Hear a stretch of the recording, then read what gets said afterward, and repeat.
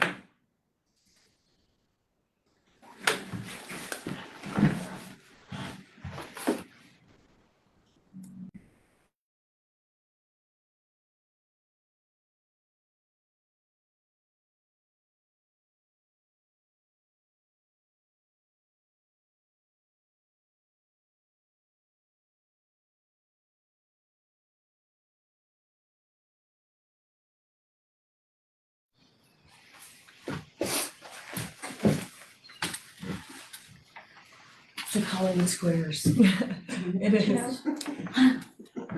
Okay, it looks like we are all here. It's 8:32. We are going to start the Board of County Commissioners meeting. First on the agenda is public comment. I guess I'll just start with an explanation. Apologize for not being in person. It is the election is here, the primary election, and the clerk and recorder is using the boardroom to conduct that election. So the board is zooming in from home, and we have created accommodations for folks to come and make public comment in person. And those are the people that you see on screen, I presume. Maybe not all of them. So that said, I'm going to open it up for public comment. Members of the audience have 3 minutes to present a matter of concern to the board. Of course, no official action can be taken at the time, and we don't engage in dialogue. So if you could please, I think I'll be able to see you if you would just raise your hand if you're here for public comment. Let's start with the gentleman whose name I don't know. You are in a blue jean jacket. Would be me, Mark McDade. I am here on a tax protest matter. I've worked with Donna on this and provided a letter to Donna and the board. In brief, I own a approximately 4-acre mining property in the county. Bought that principally for recreational use. The land itself does not have direct access. You cross 5 other property owners' boundaries to get to it. It is near Ute Creek Road, but does not directly touch it in any place. And the taxes, the property increased from the former owner to my purchase of it approximately 4 times in value, but the taxes increased about 30x, and that seems unreasonable to me in a situation where I have land that could never be built. It looks to me like the tax change was based on the price I paid on the land as if it was going to be a building site, but that cannot now or ever likely be. The letter details a lot of further information, but that's the overview of the story. So I'm asking for tax abatement on that property to find some fair balance between the current assessment and where it used to be. And we have the abatement a little bit further down on the agenda. So I didn't know if you wanna, can you hang out for a second? I'm And- here as long as you need me. Okay, Yeah. Thank you for your comments, sir. I probably misinterpreted your intent for being here. We will get to that hearing Yeah. further Okay. in the agenda. So next I see Jerry Fabianic here. Jerry, you have 3 minutes. Please, what's on your mind? All right, what's on my mind? The transfer center. On Friday, had loaded up my pickup truck, with an abundance of slash and trash and recycling, only to be greeted when I started up the road from Idaho Springs by a wonderful sign that very coldly said that it would be closed. And I went, what could be the problem here? It was a very hot day. I had errands to run in Denver, so I had driven my truck, of course, because I had it loaded. And rather than take a more fuel efficient vehicle to town, I ended up having to haul all that stuff with me into Denver, where it sat for a few hours, where everything could start to stew and bake.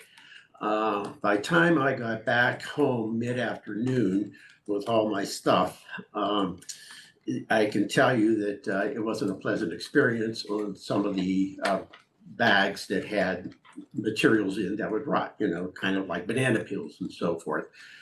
And so I spent an hour separating that stuff out from the rest of the trash, and decided that at that point I had to get rid of it. I couldn't keep it in the house. It creaked. I couldn't put it in the shed because Yogi Bear will come by and rip the door off the shed. And so I thought, well, I'm going to have to start with a compost pile or some sort like that. I checked the website at that time. There was no notice about the center being closed. It was very frustrating, so I started checking into it and then got the history on what happened, about Bob, who used to run it very efficiently, being let go for whatever reason, and with no word as to when it would be back up and running again. And so that got me to thinking about not only my situation, but other people's as well.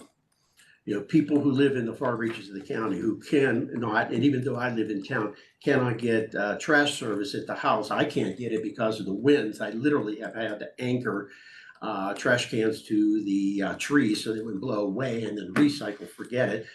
But others, families, small businesses that have bring up cardboard that they recycle. People were just trying to do the right thing, and that was taken away without notice. Now, this morning I looked on the website and I did see a notice finally on there saying that it would be open on the weekends due to staffing problems. Well, I don't think it's a staffing problem as much as a leadership and decision-making problem on your end. And I just want to say that it was a very poor decision, not well handled. And if you need staffing, I could see there's a group of gentlemen right in front of me right now who are very capable of going over there and doing the work that needs to get done while, to keep the place running. Okay, there's something I learned way back in teaching, way back in the day when I was still at the beginning stages. And after a very frustrating morning, I was venting to a fellow teacher, and he pointed something out to me. And he said, if you understood what kind of home life some of these kids have, what they come into class with, you would appreciate how well they behave in the first place. And I applied that lesson to the rest of my life, to everything I can, trying to understand what other people's situations is. And when you made the decision to for whatever reasons at the transfer center, it has had repercussions. And mine, compared to a lot of other people, is probably fairly minor. I think it was very poor, and it needs to be addressed in a very timely manner.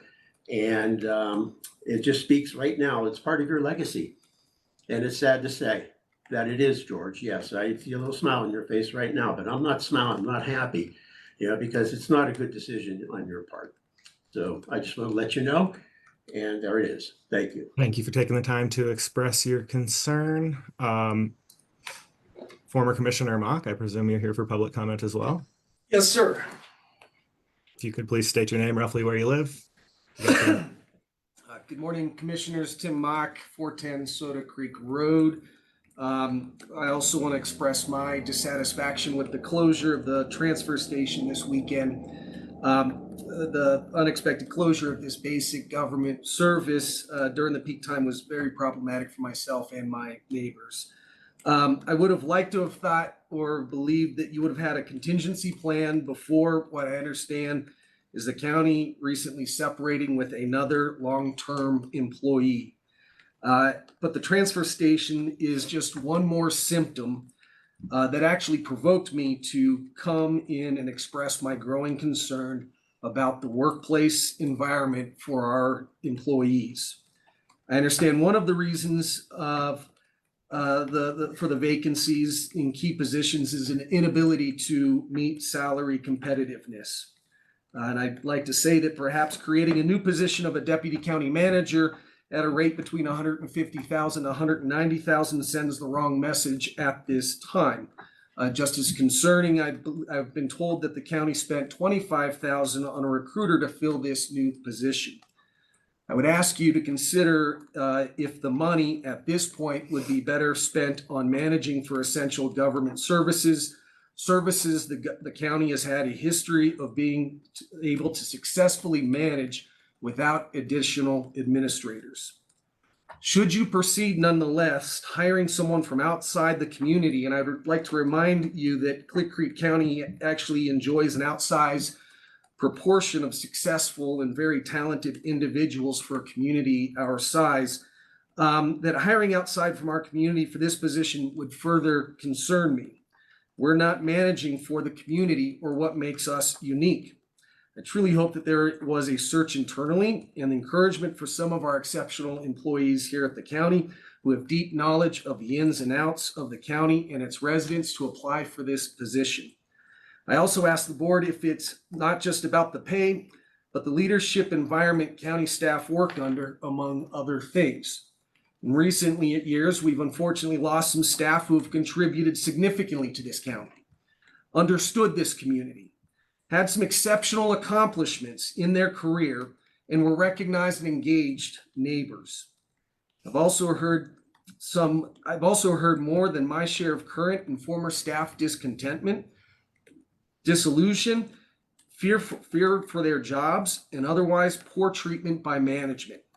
I'm concerned that staff are not permitted to reach out to the county commissioners directly. I fear if not addressed, this environment will cost the county additional loss of critical talent, and I am genuinely concerned. If you have not done so, I would strongly encourage you commissioners to conduct a staff survey, set an annual goal, and engage your staff to be an employer of choice. Ask the hard questions, guarantee anonymity. This has been standard in all of my jobs, including back when I worked for the county in 2002 and from there on. And hire within. This county and management needs the expertise of a local perspective. And I appreciate your consideration of my concerns. Thank you. Thank you. Is anyone else here for public comment? If you are online and you would like to provide a public comment, please raise your hand and I will promote you to a panelist. Thank you for the support, staff. I'm not seeing any hands up. Okay, I'm going to go ahead and close public comment. I want to thank you, Mr. Mock, Mr. Fabianic. The next thing on the agenda is actually we have an interview. Typically, the next thing on the agenda would be county commissioner updates. I know I intended to discuss the transfer station. I bet my colleagues did as well. And so you all are welcome to hear that. Chair Marlin, you are able to take it out of order if you do want to, if it's an easier flow for you, just so you know.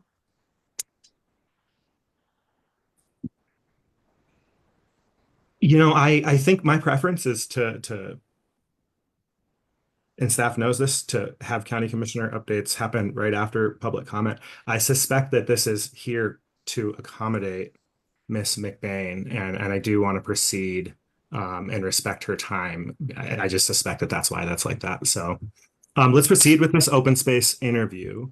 We are here to interview Michelle McBain for the Clear Creek County Open Space Commission. Michelle, thank you first off for stepping up to volunteer in one of these important roles in the county. Could you please start by just kind of describing who you are, your relationship to the community, and your interest in joining the Open Space Commission? Absolutely. And thank you again for accommodating me. I do have, full-time jobs like many of us do. So an important meeting following this. But yes, thank you for the opportunity and the time. As I mentioned, my name's Michelle McBain. I am a fairly new resident to Clear Creek County. My husband and I moved here almost 4 years ago. We are in the Evergreen area, lucky to be on the Clear Creek side. So that was an added bonus when we chose our house. With that being said, I've actually maintained a really nice relationship with Colorado since the 80s. I'm going to date myself. I just turned 44 last month. So you can imagine the decades of enjoyment that I've been able or had the opportunity to have over the years. My family just recently in the last 2 years sold the house in Frisco. So we've been a fixture up in the high country for many, many years. Of course, that lends to the opportunity to enjoy our lakes, streams, rivers, mountains, beauty all around. We absolutely have come to look to Colorado as a very precious place that requires our efforts and, I guess, investments in protecting and preserving as much as we can. Of course, that is met with also the challenge of growth and opportunity. We want to, welcome with open arms people to come and enjoy. This is one of the most beautiful places in the world, in my opinion. And everybody should be able to enjoy it respectfully and responsibly. So that is really what motivated me when I saw the announcement in the newsletter a few months ago. I said, wow, what a fun. Yeah, so it worked for me. I actually read the newsletter. I am a citizen that enjoys the communications. So keep it coming, please. I always get the next door notification. So that's really an effective way for me in the community to access that. Love it. Thank you. Yeah, of course. Seeing that announcement, and then, taking some time to think about it, I finally submitted my application and attended one of the meetings last week. And I do see a familiar face in the crowd there. Thank you so much. And I can't remember your name, but I know she's a staff member that keeps us all in line and in order. So I appreciate that. Professionally, personally, again, my husband and I, we lived in the Evergreen area with our dog Gracie, and we are responsible pet owners who carry out. Just want to make that very clear. He's involved in a pharmaceutical industry. He works for a company in Boulder called Crestone, but he luckily gets to commute. So he gets to sit in his office here in our house. I'm a fully remote employee. I actually work for the Department of Energy with a laboratory called Pacific Northwest National Laboratory. They do a lot of energy and environmental science and research. So again, that connection there to protecting and preserving and being able to live and grow in an environment, but also have the respect for that as well in our footprint. I work as a change manager. A lot of people don't know what that is, but I think it is, all I could think about was change management when the gentlemen were expressing their concerns about the transfer station closure. Maybe there could have been a little bit better change management, and I'll tip my hat and acknowledge that's why I have a job. It's because people don't like change, and it's really difficult to enact and manage change as well. So background in communications and psychology. I also have dabbled in consulting for marketing, branding, graphic design. So I have quite a disparate but yet really exciting career path, and I will turn it over. You can stop hearing my voice, and I'd love to hear some of your questions or concerns. Thank you. I appreciate that. Colleagues, who wants to start? Mitch? Well, Mitch would be willing to. Um, First, Michelle, I want to thank you for expressing interest in taking a greater role in our community. We need more people like you, so please encourage your neighbors and friends to do the same. And I also really appreciated the thoughts that you shared in your application or your cover letter on diversity. I really liked reading that. And I'm curious if you can tell me more about your thoughts on balancing land use and preservation. I think there are many individuals like myself who have an overly emotional connection to our lands. Again, coming, as often as I did growing up and seeing the development over the last 30 plus years, it's been pretty eye-opening. And then I think what really solidified it was actually being a resident here and actively consuming the nature and seeing those who are not as passionate as I am be disrespectful. I am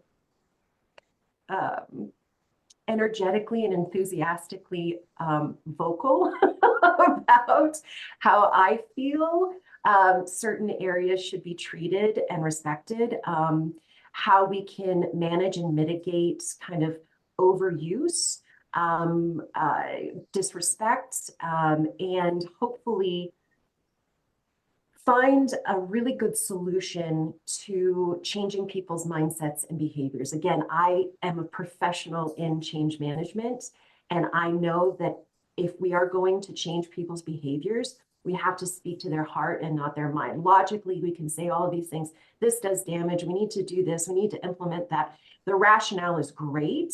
Some of the strategies are fantastic, but managing how we get them to emotionally connect to changing behavior is really essential. And it requires a lot of different avenues, channels of communication, ways we engage individually with the people around us, our neighbors and our community.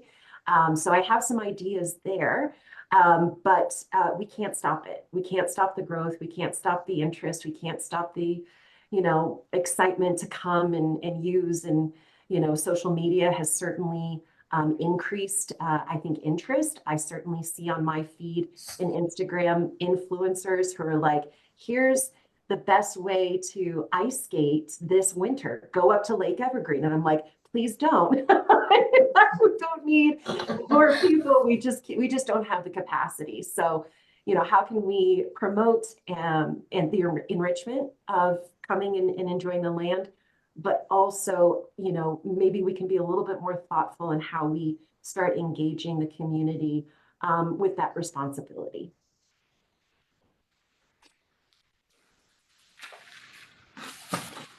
And Mitch, I think you might be following up, except that you're muted. No, I just thanked her for her time. Oh, Thanks, okay. Mitch. Thanks for the question. Yeah, I'd like to expand on that a little bit to be more specific. Certainly over at, for example, in NOCO places, we talk a lot about how we and work on our messaging and public messaging we've been using on social media and other places to express both diversity of access to public lands as well as build an ethic of responsibility to get people to want to spend money, for example, to manage public lands appropriately and conserve them. They have to see the value and connect to it. So there's a tension between having people be engaged enough in their public lands and on them to appreciate them, to be willing to understand the necessity for conservation, because otherwise it just looks like a lot of land out there, as we heard recently in another interview for another panel, one of our boards, the idea that there's a lot of land that just needs more people on it. And Who said that? so getting My goodness, I would disagree respectfully. So anyway, so I'm actually getting to a question here, which is to be a little more specific, because there's two different tensions that are going on. One is between public versus private land and investing in public land. And how to make those kind of criteria decisions between what is appropriate to become public land that isn't now, which is really what open space deals with in its acquisitions, is land that is not currently public, but that can become public. And then the second piece is the tension which you alluded to more, which is between preservation and development, even recreational development, where that lies. So one of them is between what remains in the private sector to remain on the tax rolls or be developed in the private sector versus remaining public and open space. And then there's the management of what is public land and the tension between use of that land in recreational purposes and others and visitation, I'll call it, rather than recreation, versus conservation. That not all land is best used. And so how can you describe your views on those two tensions? Well, that is a challenging question. I wish I had in my back pocket all of the solutions that you're seeking.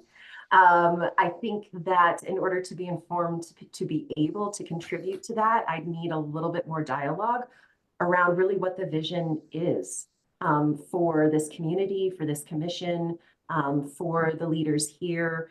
You know, what you're proposing here, in my mind, it sounds like, you know, is there a ratio of public use, conservation to expansion, growth, commitment to providing recreation to our communities? I don't know what that happy balance is.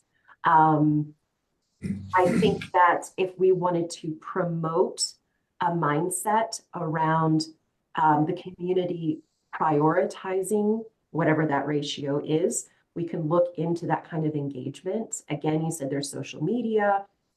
I'm not seeing anything come across my feeds as it pertains to influencers. And here's the standard of behavior that, I promote as an individual Clear Creek County member, right? I'm not seeing a lot of that connection and engagement. So I think that would be something to look into or invest into. Personally, if we had all the money in the world, I'd buy up all the private land. So when I win the lottery and I have $1 trillion, don't worry about it. We'll get the best of the best and bring it back to the people.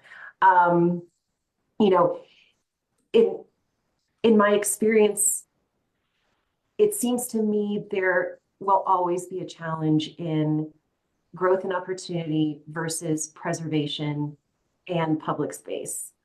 Again, I'm not informed. That is a dialogue that I would love to have, again, with the people who are leading the charge. What is your mission? What is your vision? What do you see as opportunities? What do you see as challenges? To really be able to be a little bit more mindful in those solutions. So I apologize, I don't have a list of, here's what we need to do. But I'm willing to invest the time and energy in developing and researching what would be best based on what's best for the community. I'm sorry that didn't answer your question specifically, but if you have a follow-up, I'm happy to engage. I think there were two things I just want to say quickly and then get out of the way so George can ask a question if he wants to, or Mitch another one. The first one is that the answer to the question is satisfactory to me because you said, I don't know. And that's in simplifying it, and that you want to listen and learn more about that. And that's important. The second one, and this is just a comment for Megan really quick, and I'll see her face suddenly look up, which is when you go back to the communication committee over at NOCO, I think the comment that that we hear the comment that it's not showing up on our feeds, but we know we're creating it and getting it out there is something for our communication committee at NOCO to be thinking about, how we can feed our counties and think about how to get a more prolific exposure to those messages that we've been creating for the last couple of years. So. Thank you, Michelle, for your interest and giving of yourself to the community, or being willing to, and probably finding lots of different ways to. I think my questions, I'm just kind of curious to hear when you go into the woods, what do you tend to do? How do you tend to recreate? Like, what are your recreation habits look like? So my husband and I are avid hikers. We have not ventured into overnight or multi-day camping yet. Unfortunately, our schedules have not been accommodating. When we moved here almost 4 years ago, our priorities, and thank gosh, we are we see the light at the end of the tunnel, is home renovation. So summertime has been laboriously just burdened with tile selection and paint colors. And I just need to get out of this house. So luckily, I mean, we're right just west of Bergen Park. So we have access to Bergen Peak. We have the Stagecoach Trailhead right there.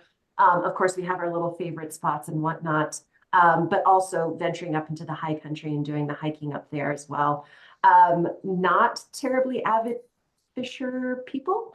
I'm an animal lover, so even just I don't know, giving them PTSD from catch and release is not part of my plan. Not a hunter, obviously. Like, I'm on a couple of boards for animal rescues and charities, and so yeah, I would take them all in if I could. As far as skiing, I've skied before. My husband hasn't. He is from the Pittsburgh area, so not necessarily right for the ski culture, but we've been enjoying skiing the last 3 winters, I guess you could say.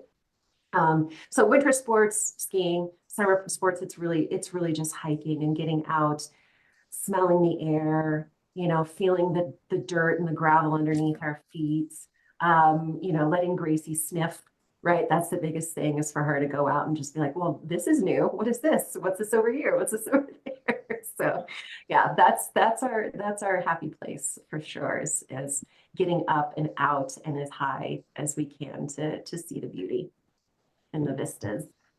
Thank you. And you answered my next question with that answer, which I noted your participation on those boards, and I asked you where you rank. Well, I will ask you this. I think I know what the answer might be. How do you rank wildlife preservation on the list of things that we need to accomplish when we're managing open space land?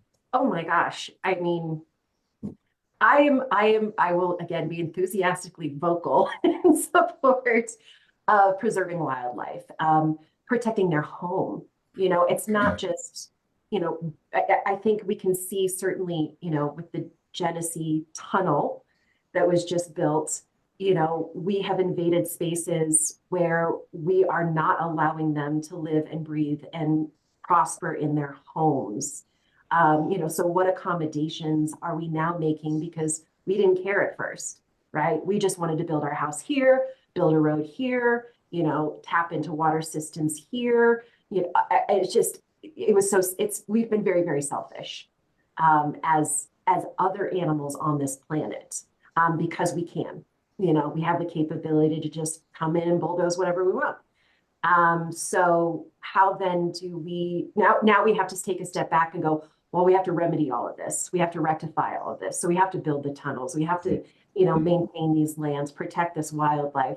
So we're catching up to some of the behaviors, in many lifetimes that did not take into consideration that this is another animal's home.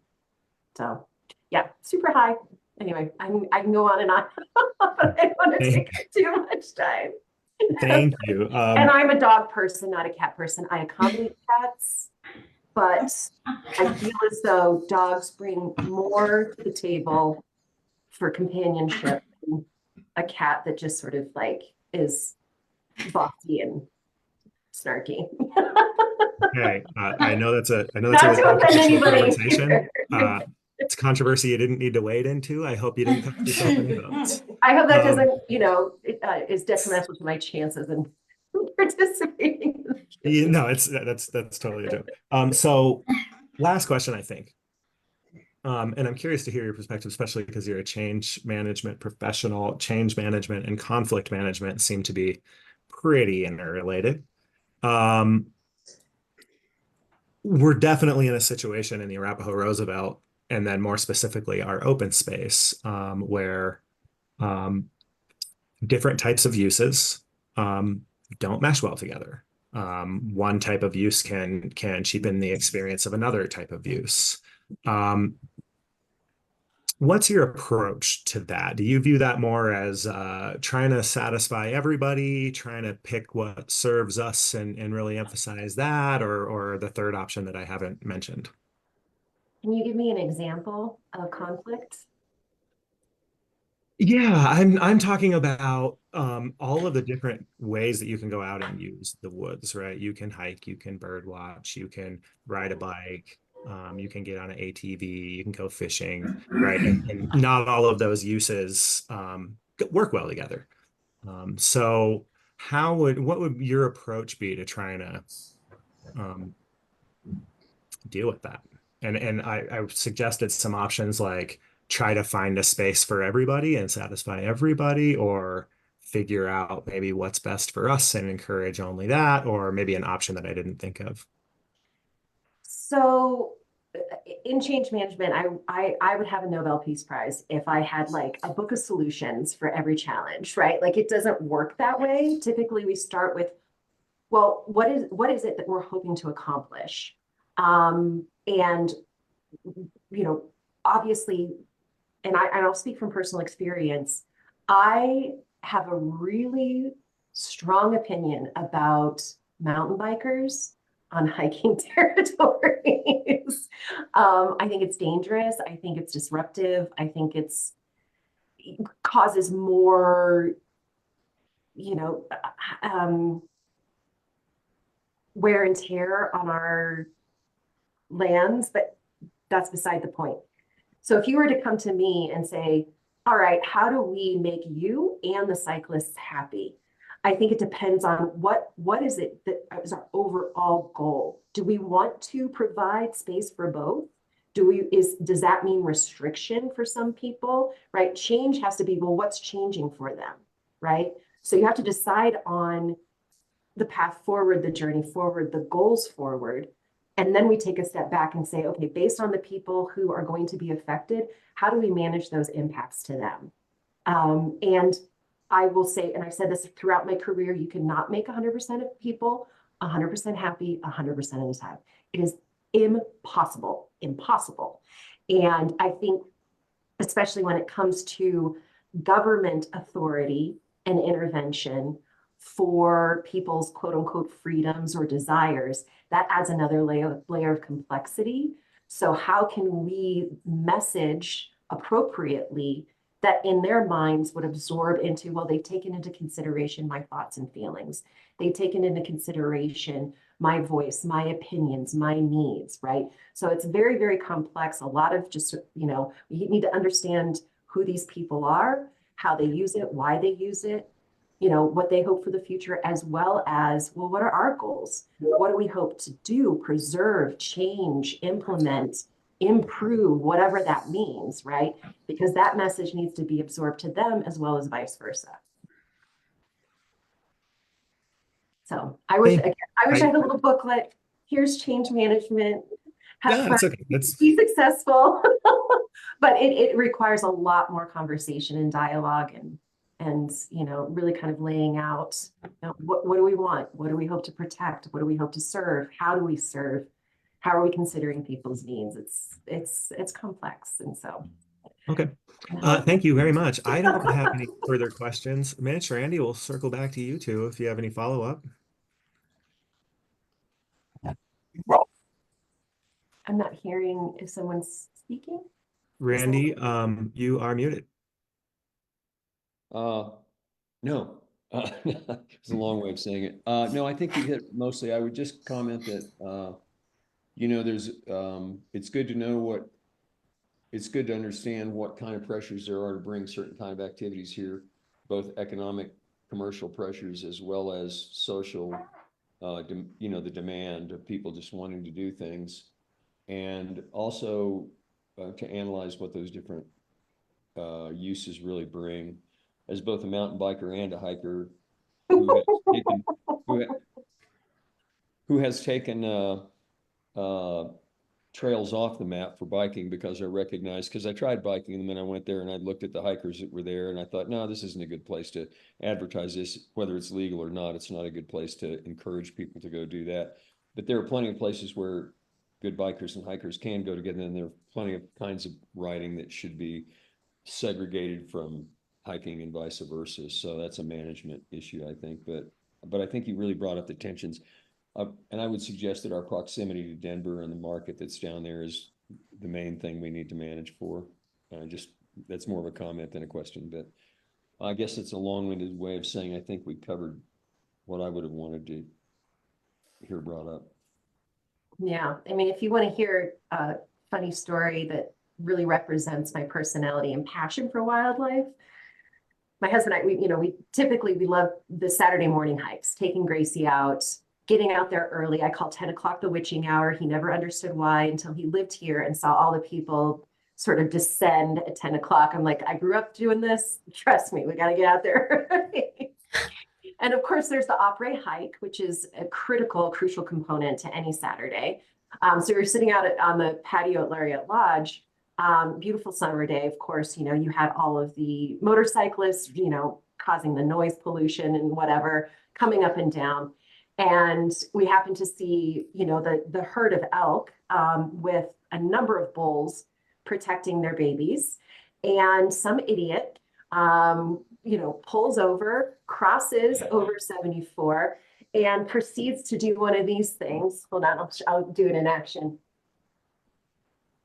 Trying to get close to the bull. And well, yeah, you can imagine, that was not something that particular gentleman was really keen on, like no photographs, please, and started to buck up at him.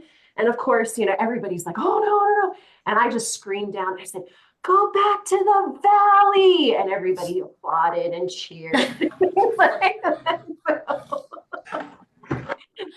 That's my personality. I'm not shy. And I'm also like, leave my animals alone. You can selfie from across the street. You don't have to get that. So, all right, I'll leave it. I'll leave it with that. I've taken up enough of your time. I did see Mitch unmute. I think, Mitch, you may have another question. I was just going to thank her for her time, and I'm hopeful someone can tell her what next steps are.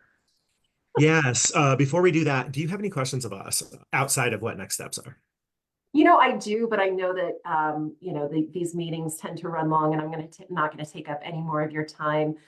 Perhaps, there's a way that we can dialogue offline if I want to share some concerns or questions about, just the structure, kind of, where we see these committees or commissions going in the future. What are the challenges that we're currently facing? Just, either as a group, the way that we conduct our work, the decisions that we have to make and that sort of thing. So maybe there's an offline email dialogue that we can engage in, just so that I'm informed of, what my role would be as, for the future of this commission. So. Okay, excellent. Yeah, in terms of next steps, I think this board's commitment to you should be to deliver an answer within the next 2 meetings. I will state, I know that there's an appointment on our consent agenda today, and I'm not entirely clear on the number of vacancies that we have. And so 4 vacancies. Okay, thank you. So during that time, a commissioner may decide to reach out to you individually and ask more questions. But our commitment to you is that you will hear from staff within 2 meetings. Does that seem like a commitment that we can meet, board? Yes. Okay.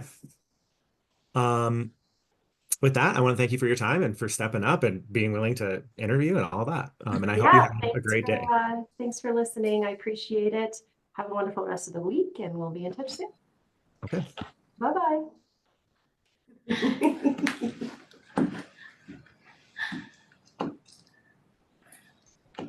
Okay.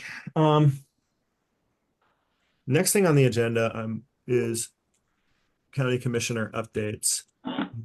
I presume that you have transfer station on your lists as I do. We could jump right into that, or I could just defer to one of you to mention something, whatever else.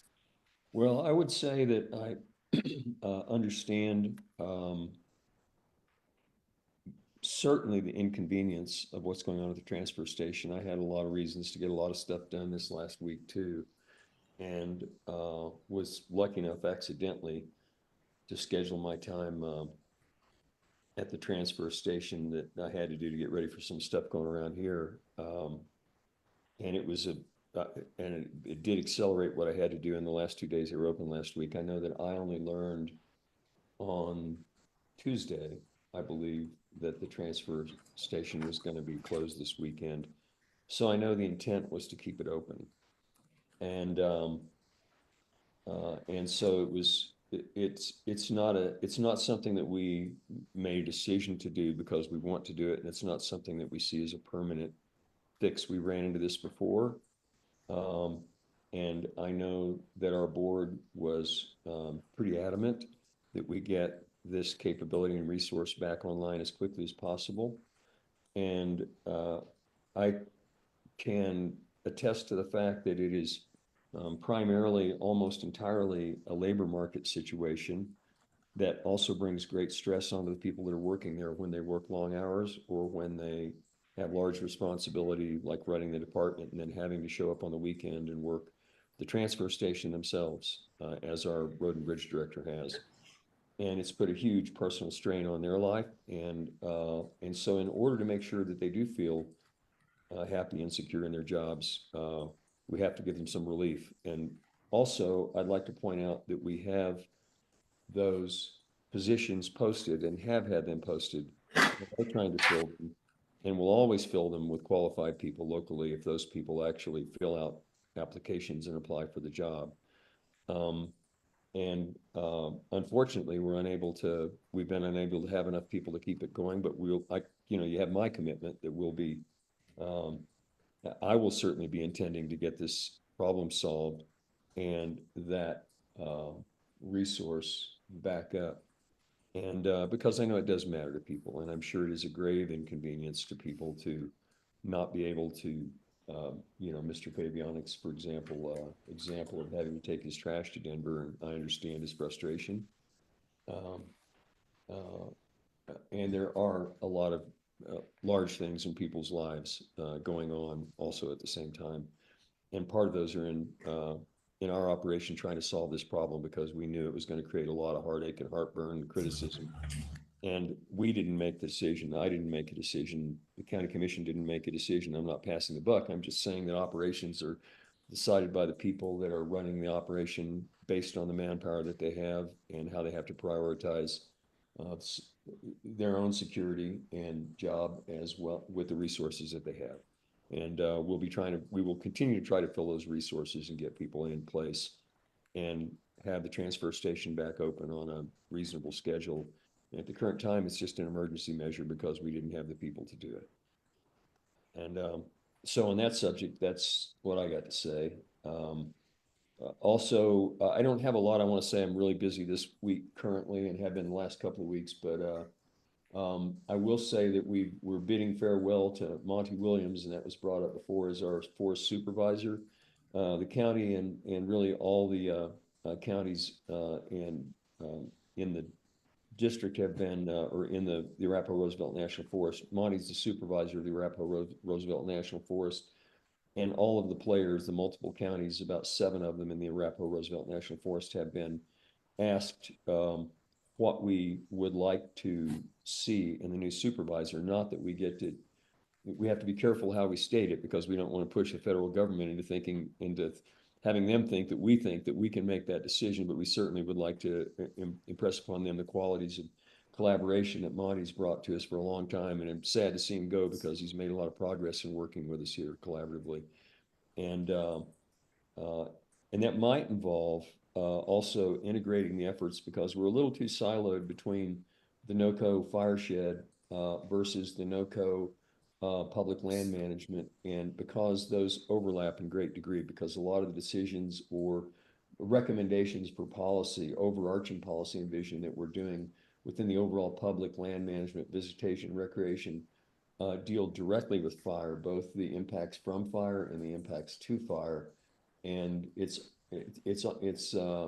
think we want to make sure that we integrate and have better communication between those two separate entities, because they should be talking the same language in the same room and cross-pollinating a little more between those larger organizations. So that's something I want to work on as one of the chairs of NOCO, as one of the two co-chairs of NOCO for the last 6 years. I want to make sure on my last 6 months going out that that's one of my visions, is to try to make sure that we have better communication between those two, better sharing. There's no competition between them, but there's just not as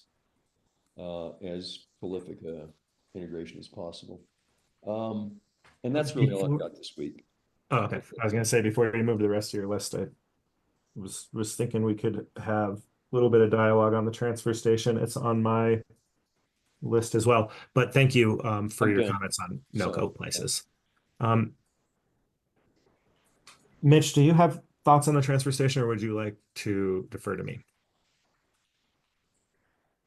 And you are muted. You know, the space bar works 50% of the time. It's all yours, George. Thanks. Okay. I have this on my commissioner update list. Certainly grateful to Jerry Fabianic and Tim Mock for coming and expressing that concern. It certainly is a crucial public service.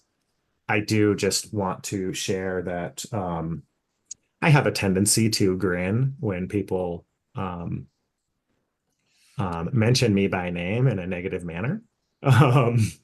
And so my apologies to Mr. Fabianic. I'm not trying to dismiss your concern. I'm a customer of that station as well, so it's difficult for me. And so just want to say that first. I did go and look, and we've got a laborer position, we've got the transfer station manager position, and we've got an operator 2 position listed. That doesn't mean we have 3 vacancies. That I know that operator 2 position has multiple vacancies. I want to point out that on our road and bridge team, where there's a similar skill set, that staff moves over to keep the transfer station open when they have to, and had been doing so for quite some time. And I just want to say that with gratitude to our staff, as you did, Randy, for working so hard to keep this thing open. And it seems to me like there was really a huge desire to keep it open unless they absolutely couldn't. And maybe one of the lessons learned from this is to project a little bit when you think you might be in trouble and have to do something like this. I do want to focus on, not today, but like I want to ask for a session on communications around situations like this. During the pandemic, we had bought one of those direct messaging services because the public was needing sort of not quite emergency, but really, really important to know kind of information. I think we need a service like that people can sign up for and like receive text messages.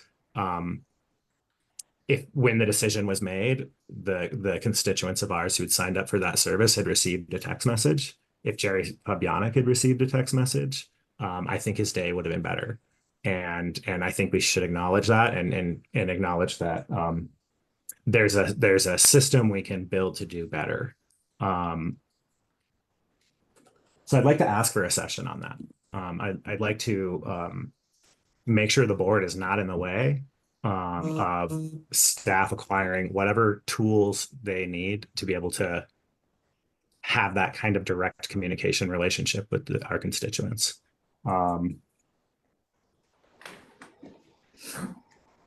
so I'm going to pause there to see if Randy, Mitch, if you agree that the board should be on a pretty short timeline discussing supporting the purchase of a service like that and use of a service like that.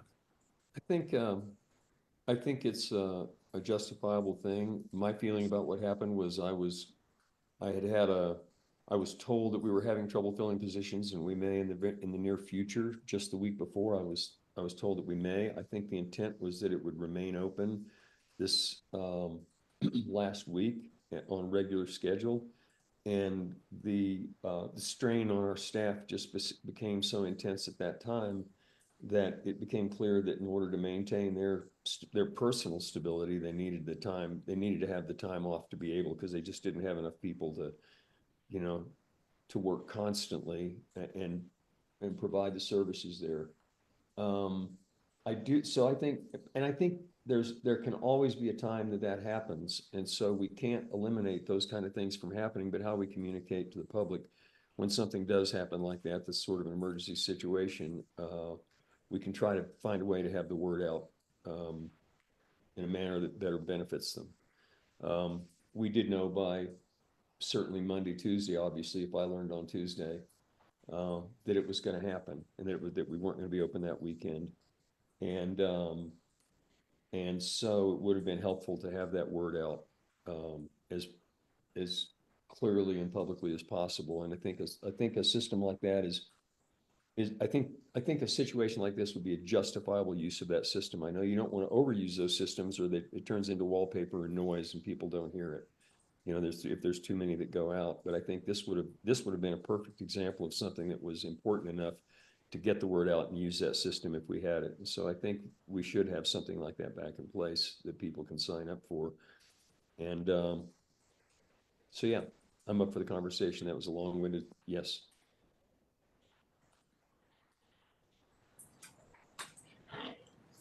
Go ahead, Mitch. Well, I'll always support effective communication with stakeholders. There's no arguing against that as far as I'm concerned. I think it falls to staff, though, if this is a homegrown solution, a purchase solution, or we leverage a tool we already have. I think that's wise. So maybe we could ask staff to bring us a recommendation, and know that I'm willing to support, this board is willing to support a solution that I think can be help. And something, Randy, I think you may be misremembering, and this is kind of important. Either you found out before me, or I found out at about 10 o'clock on Wednesday. And the first staff said, my first thing is to communicate this to the public. We've just made this decision. Our first thing is to communicate this to the public. Right. And so then what I saw within a handful of minutes was public communications on the channels that we have built, including the road and bridge director and the supervisor in road and bridge putting that sign at the bottom of Soda Creek. And I'm not trying to say, obviously, like it's too late by the time you're at the bottom of Soda Creek, but I just wanted to acknowledge that our staff knew and communicated this as soon as they knew. So the next thing that I want to discuss is wages. And we're not going to obviously. Can I respond to that for a second? Yeah, go ahead. Clear, because I want to clarify. I'm not suggesting that staff didn't do what they could do, and I may be misremembering one of my favorite terms. It may have been Wednesday morning. I remember that I was in the middle of making and moving a whole bunch of stuff and doing a lot of work at my place and thinking I've got to accelerate and get all of this done. So it may have been Wednesday morning. And I just remember that I had to really knuckle down to get it done. And it was the same thing. This has to be communicated, and staff did communicate it. What I'm speaking to is when I say before this is a method of communicating and having a tool in place that goes beyond our website, our Facebook page, and a sign at the bottom of the hill. Yeah, thank you. And I just don't want anybody to be left with the impression that we knew 24 hours before they did, because that's No, happened and it may have been Wednesday morning. I mean, the whole week was a blur for me, getting ready for this weekend. So then the next thing, and this is just an ask for a future session. It's clear that we need to discuss wages. Staff has stated that they are doing a wage study, and I believe like August or September is the delivery date of that wage study. Mhm. I would like to argue that we have enough evidence that we're not paying enough to hire these positions. And I'd like to ask for an action session for the board to be able to increase wages in our next meeting as for what per staff recommends. If staff is recommending in that meeting not raising wages, that's fine, but I'd like that recommendation to be delivered in an action session so that we can move. My primary goal is for this board to be out of the way. I know they need our authority to do something like that. And in a private, if it were private employers, the manager would just say, or the owner would just say, yep, here's the evidence. I can't hire anybody. I got to offer more. So I'm thinking that might be the approach we take here. Is anybody willing to support that call for an action session on wages? I am. Yeah, sure. I think it's gonna be best informed when we have all the information, we get the information back from the survey too. And that's all. Those are the two things that I have in mind on the transfer station. And well, I have one more thing. I want to credit Jerry and Tim for putting the pressure where it belongs. Our staff is working their tails off, and the pressure belongs on this board. So I have other things on my list, but I'll defer back to Mitch, Randy. No, when I said I was done, I meant I was done a little bit ago with the two items that I brought up, which were the transfer station and really not just NOCO, but Monty Williams and that whole integration idea.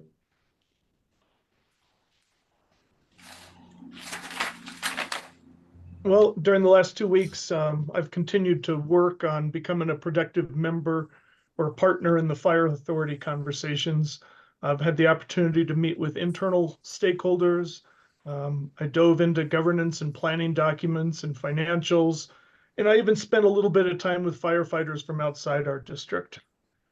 So that hose is at full force, and I'm continuing to consume. I work hard to tamp down my desire to talk about public education, but sorry you guys lose today. I just wanted to share about career-connected learning at the middle school and high school, and that's where we ensure that our students can acquire skills to support our local employers. And we've got some really good gains there with one of our local partners, and that's Loveland Ski Area in our outdoor rec and tech. They've helped fund our work in that area, and in return, we're adding to their employee pipeline. Students that take our outdoor rec and tech class in the fall will leave with almost all the skills necessary to step right into a job at tuning skis and things like that at the ski area during the year. We're acquiring the same equipment Loveland has, so our students will get trained at the high school, and then they'll just mesh directly into Loveland's operations. This week, we also took delivery of a ski, snowboard, and skateboard forming machine. So beginning next year, our students are going to be able to build their own skis or snowboards or even skateboards come springtime. And part of that outdoor rec and tech and feeding our employee pipeline is also the certifications they receive while they're in the classroom. They're going to leave with, assuming they pass, they'll leave with certifications in avalanche safety, swiftwater rescue, and wilderness first aid. So there's my nickel's worth on public education. Thanks. Thank you. Since we're talking about education and the school district, I will let you know that I have heard that there is an opportunity, I think through the AG's office, something related to youth mental health. And it's an opportunity that the school district is interested in and needs a partner for.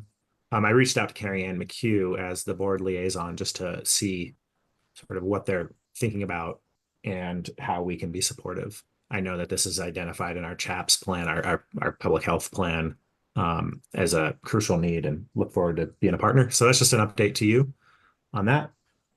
Another update, I had a meeting with Kelly Duncan with it's not Community First Foundation. Now it's the Colorado Gives Foundation.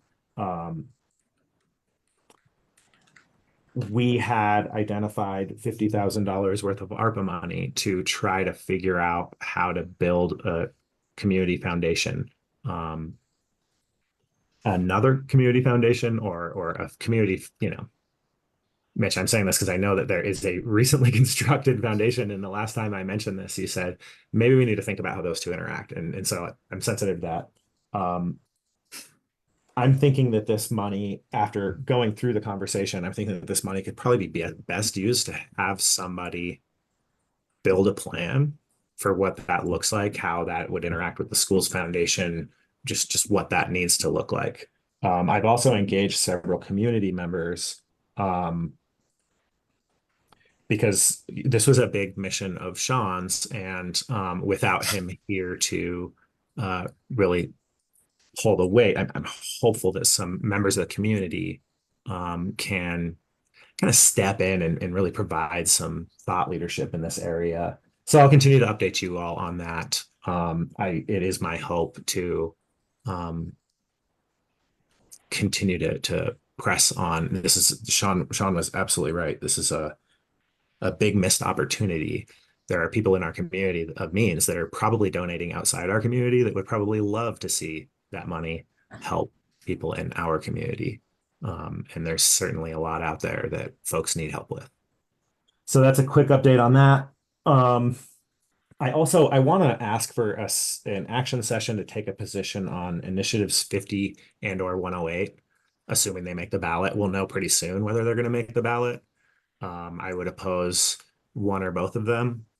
In a recent presentation to the Colorado Property Taxation Task Force, and I'm stalling to see if I can find the slides, but I don't actually need them. I think the state is projecting passage of either one of those to cost the state around $3 billion. And so that would be $3 billion in cuts to things like human services, education funding, etc. I think that's an unacceptable cut to the level of services that our constituents expect. So I want to ask for a session on that once we know what has made the ballot.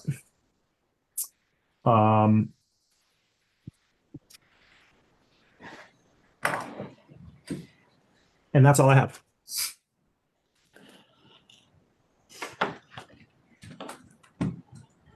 One other thing I forgot to mention, I have begun attending JCMH meetings and also went through an orientation on both their financials. And I've also gotten onto the committee, asked to be on the committee for consumer services and quality.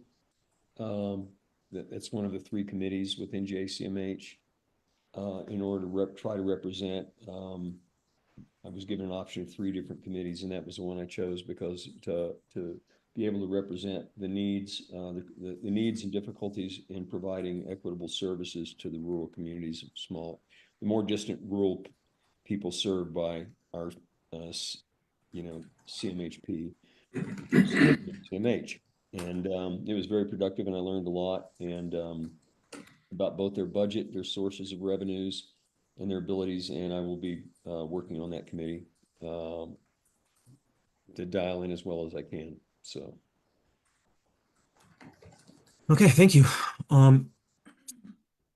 Next on the agenda is county manager updates, and people may have noticed that actually it's not written on the agenda because our county manager Brian Bossart is on a well-deserved time away. So the next thing on the agenda is a communications update with Megan Heiler. We've been talking a lot about you. What's on your mind? Hi. For those of you watching or people in the room that don't know me, my name is Megan Heiler. I'm the Public Information Officer here at Clear Creek County.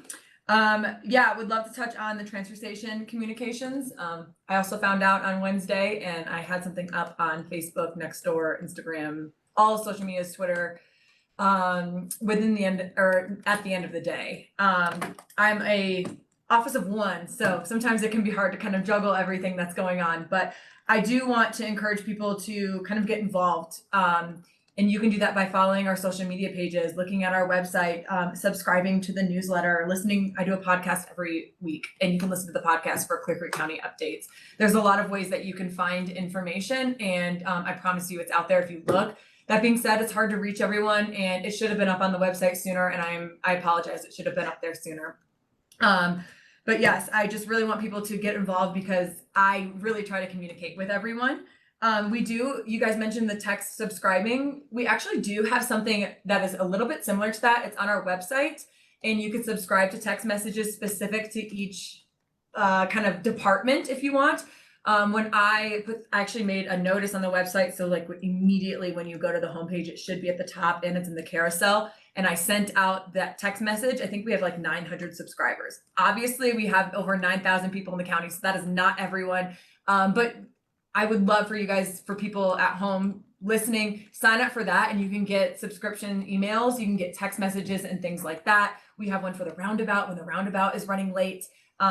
So definitely look into that. But there are better ways to do that. And I actually have met with a few people who do offer that type of service, and I would love to have something like that. So totally open to that conversation, because any way I can communicate with people, I would love to do it.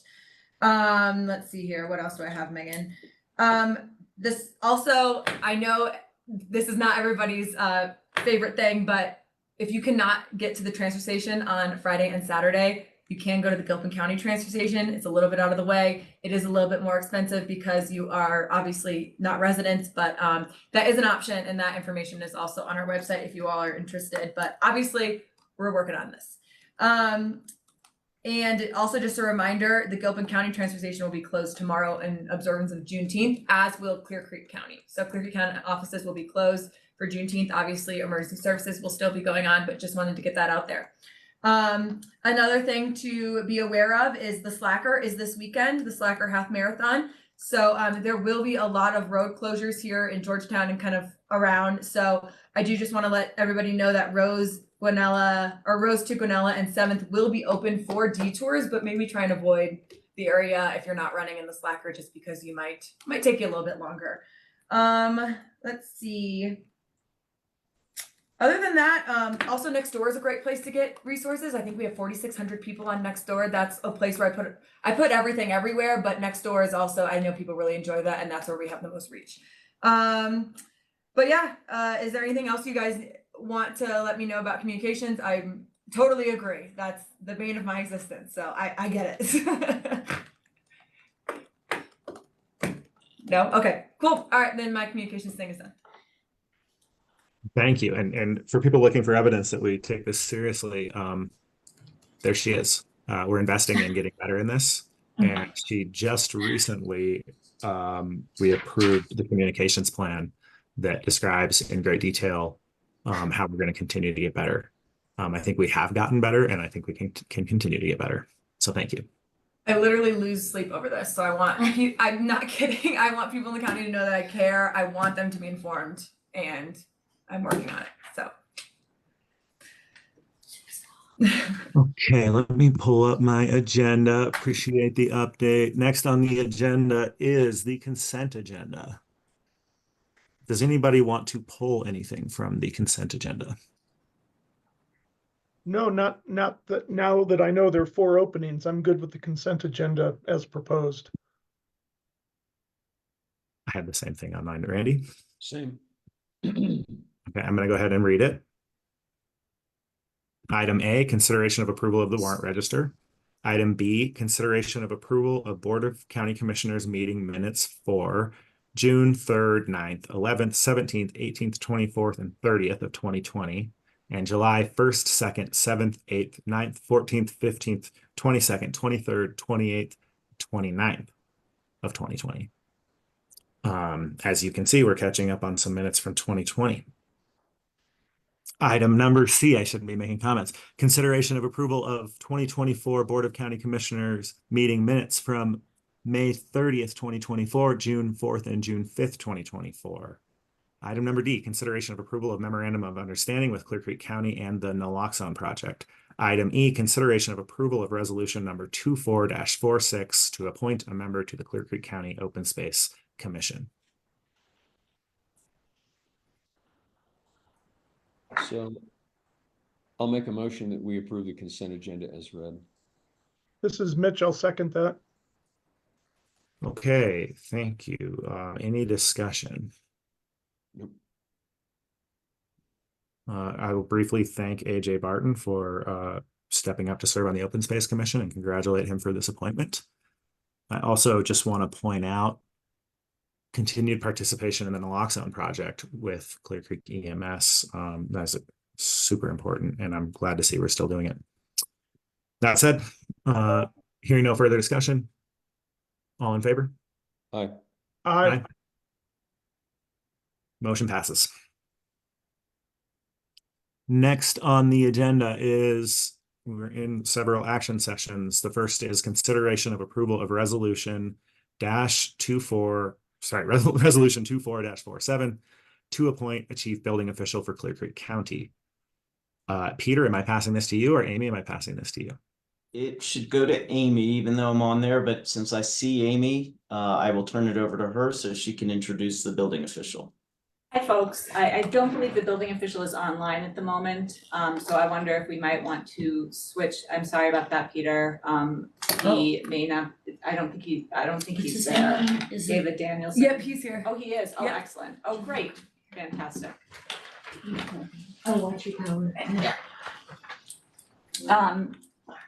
Oh, good. Yay. David Danielson is here. Fantastic. I was going to suggest we could switch things around since Mr. McDade is here. I wanted to introduce David Danielson. He is our new chief building official. He is here on the screen, and he started on June 10th, and he's been working with us now for the past couple of weeks.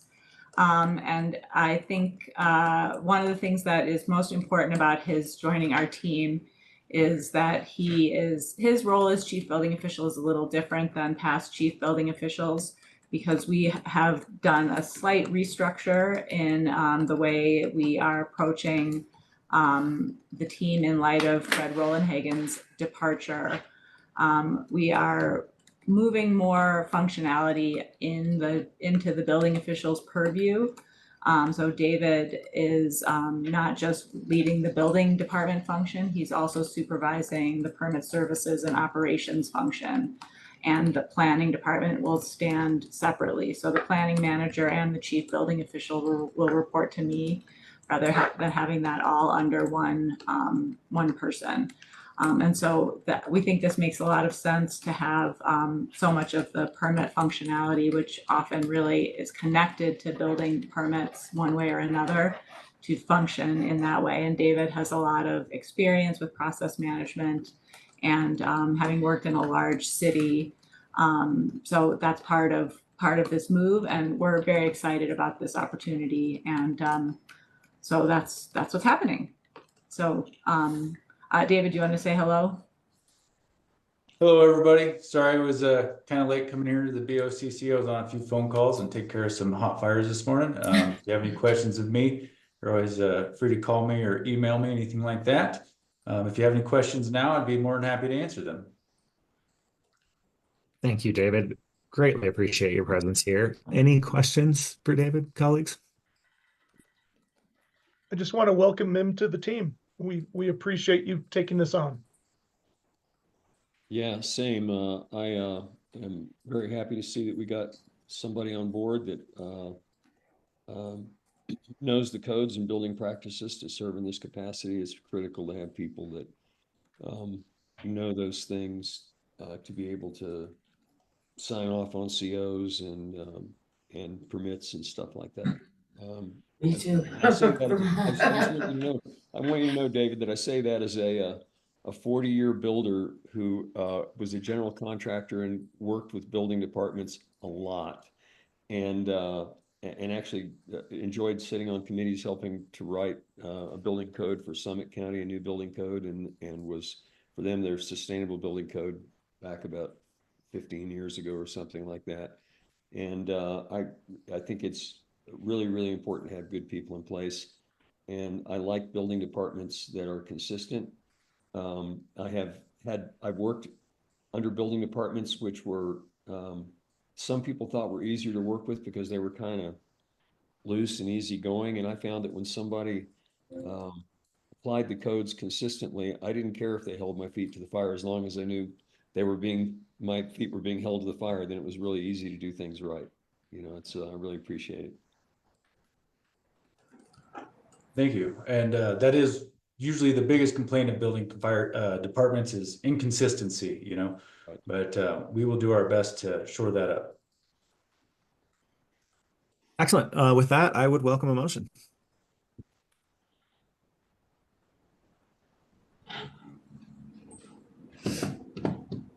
Go back to the thing here. This Yes, is I Mitch. make a I'd like motion to, that we approve resolution 24-47, a resolution to appoint the chief building official for the county. this is Mitch. I'll second that.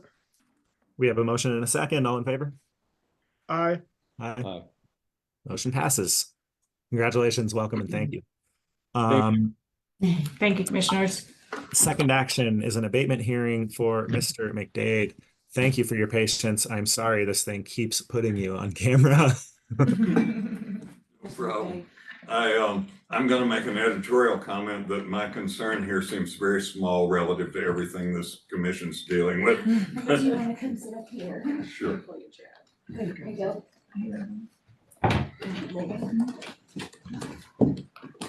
Nonetheless, we've got time for you two. I'm going to pass it over to Assessor G to describe this situation, and then we'll ask you to add anything that you'd like to add before we go to questions. Donna? Hi. Okay, so here's a brief overview of the situation. Mr. McDade, on his petition for abatement, mentioned 2021 for a value of $135,000. We cannot do an abatement beyond 2 years, excuse me. So that one, and that's governed by statute. And a little background of history. Every 2 years, the assessor's office evaluates property values based on the sales approach. The 2023 and 2024 values were set by sales that occurred July 1st, 2020 through June 30th, 2022. And then, of course, Mr. McDade has indicated on here as well for 2020, an abatement for 2023. The property owner purchased the property on September 20th, 2021, and this is within our base year. Colorado law requires us to value the property based on that purchase price. So for the 2023 and 2024 tax year, the value is set in the assessor's office at $104,370. And then the property owner protested the value. So the law states that if the property value was protested for 2021, a notice of determination was issued. No abatement or refund of taxes shall be made on the grounds of overvaluation. Abatements and refunds are limited to the 2 years, so I couldn't do anything for the 2021 that was stated on here. And then during the calendar year 2024, a petition of, I got lost where I was, sorry guys.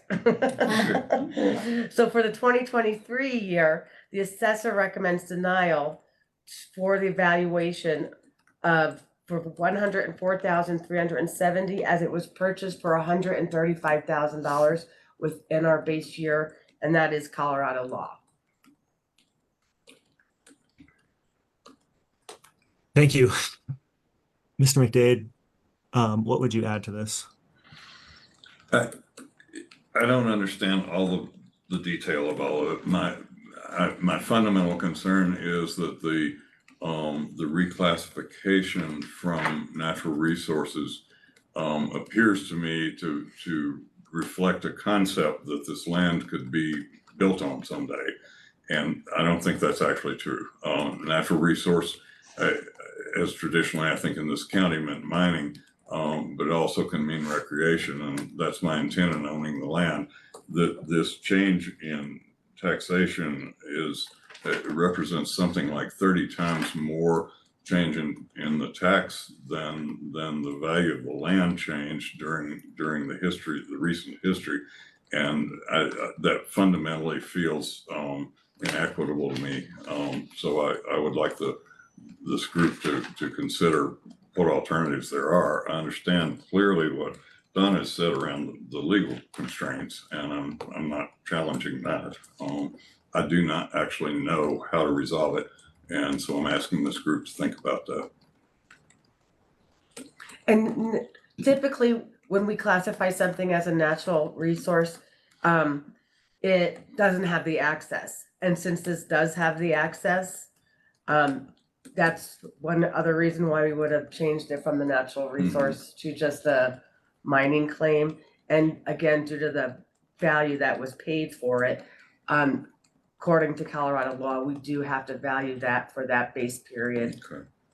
unfortunately. The argument I have made is that the access the land does have is strictly contingent on the goodwill of the neighbors. I cross 5 other people's property to reach this property. It does not touch Ute Creek Road, and I don't believe there will ever be direct access. So that my argument is that that piece of this is not a valid consideration. Thank you. Colleagues, what kinds of questions do you have?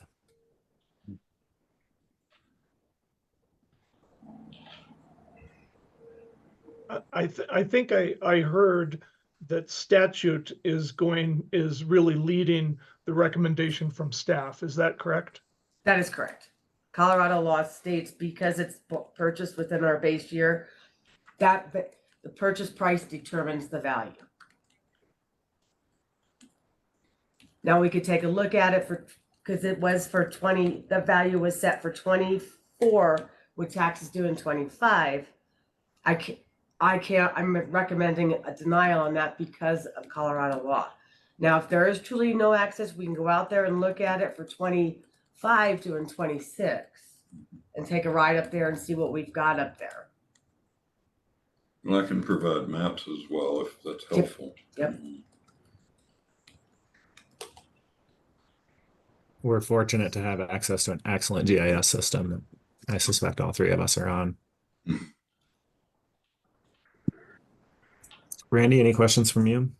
No, I mean, when you have a purchase price You set your value. in the base year, I don't know how to get around that. And I don't know that we should, to be honest. And with all due respect, I understand what you're saying about the rise, but when one pays $135,000,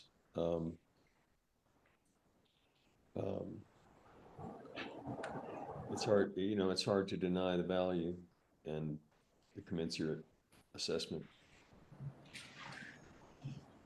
And the question of, so this is my question.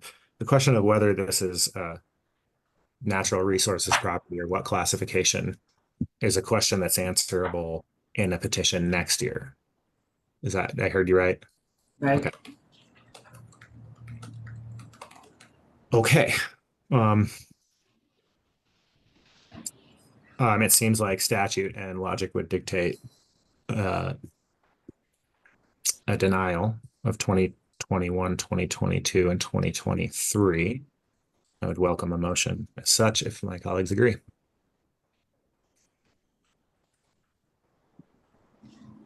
So moved. Sufficient? Yep, I got it.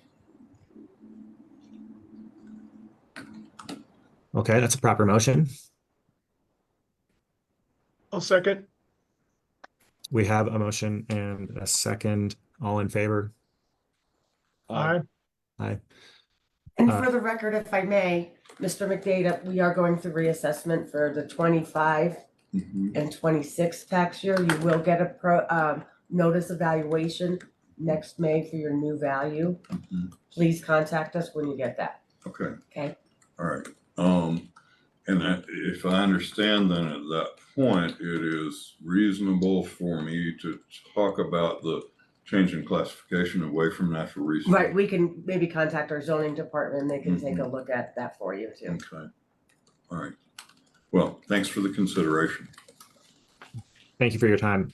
I do think that I did not call for a vote on that motion, so I'm going to do that now. All in favor? Aye. Aye. Motion passes. Mr. McDade, if we do see you next year, we will have some context. Okay. Thank you, commissioners. Are you sure we didn't vote twice on that?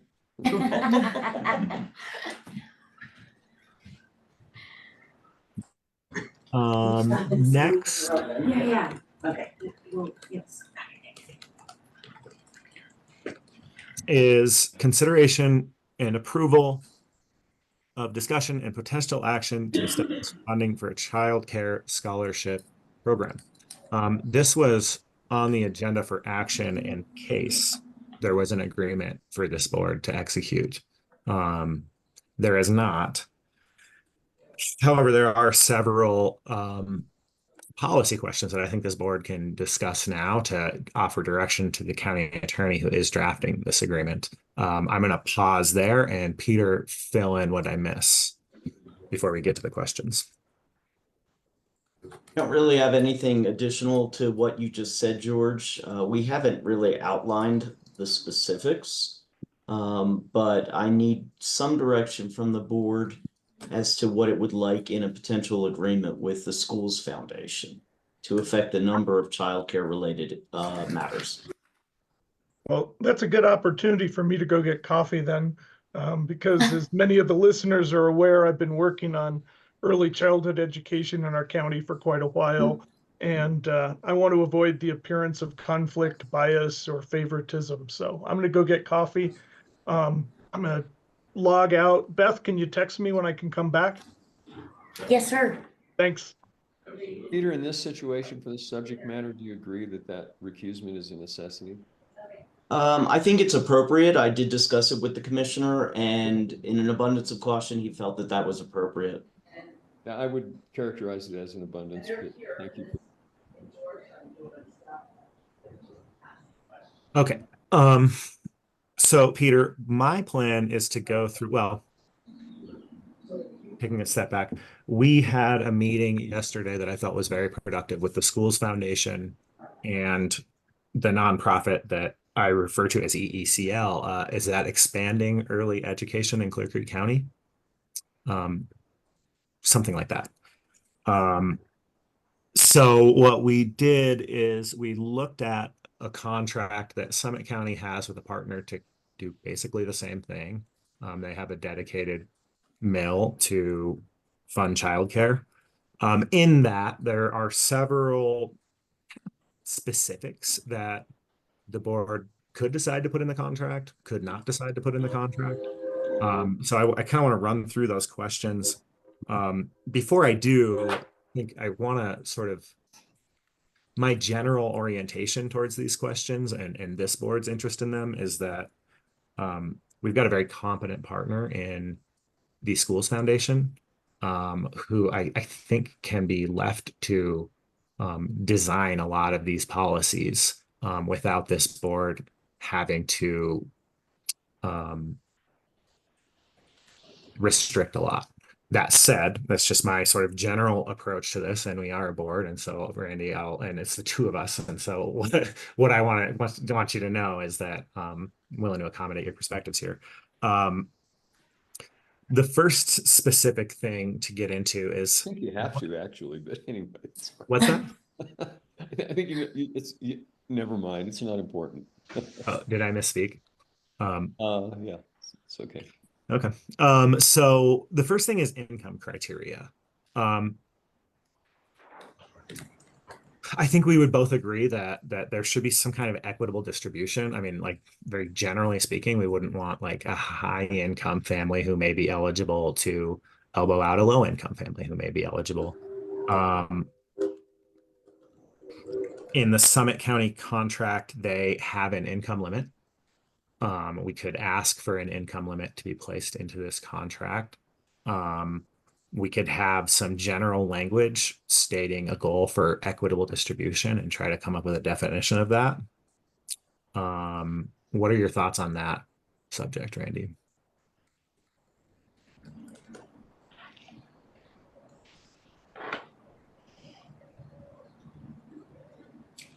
You're on mute, Randy. I haven't had a lot of time to think about this yet, George. So would you restate the question, please? Yeah, and this is just like sort of early feedback. This is not a final decision, but do you prefer to see an income limit in the contract, general language, asking for equitable distribution that Peter would make like actually specific and actionable, or just leaving it alone? Well, if the purpose is a scholarship program for people in need, then I think you have to demonstrate need. And through what method you demonstrate that, I'm not sure, but it seems like income is the most obvious. And it may, but how you know, it's kind of like when we're talking about affordable housing, we start talking about percentages of AMIs in a given environment. I think we have to also take a look at the environment that we're in here for housing and everything else, and what causes an understanding of need. That said, within that, you know, it depends on how many kids somebody has and what their income is and all those kinds of things in terms of what they're trying to get done. And I don't know how to write that myself, but I don't know another way I don't know how else to establish need in order to establish qualification for the funds. I struggle with that too, and my tendency is to largely leave it to the schools foundation to define this. Right. But you point out income gets difficult when you start thinking about family size. Income is not always a reliable indicator of need. So I don't know if there's more that the board can say at this level of specificity, but I think we were just kind of looking for some early thoughts. Peter, do you have any more specific questions that can help you write this thing? No, I actually feel like I have the direction I need as to what we're looking for to put something together with the schools foundation to allow them basically to disperse the funds for a specific purpose. I believe that I can put in an agreement some guidelines and guardrails as to how that money gets spent and provide the county with an opportunity to check in with the schools foundation if we have any questions about the use of the funds. But at the same time, if we are giving the schools foundation the ability to do that for us, we need to give them some leeway.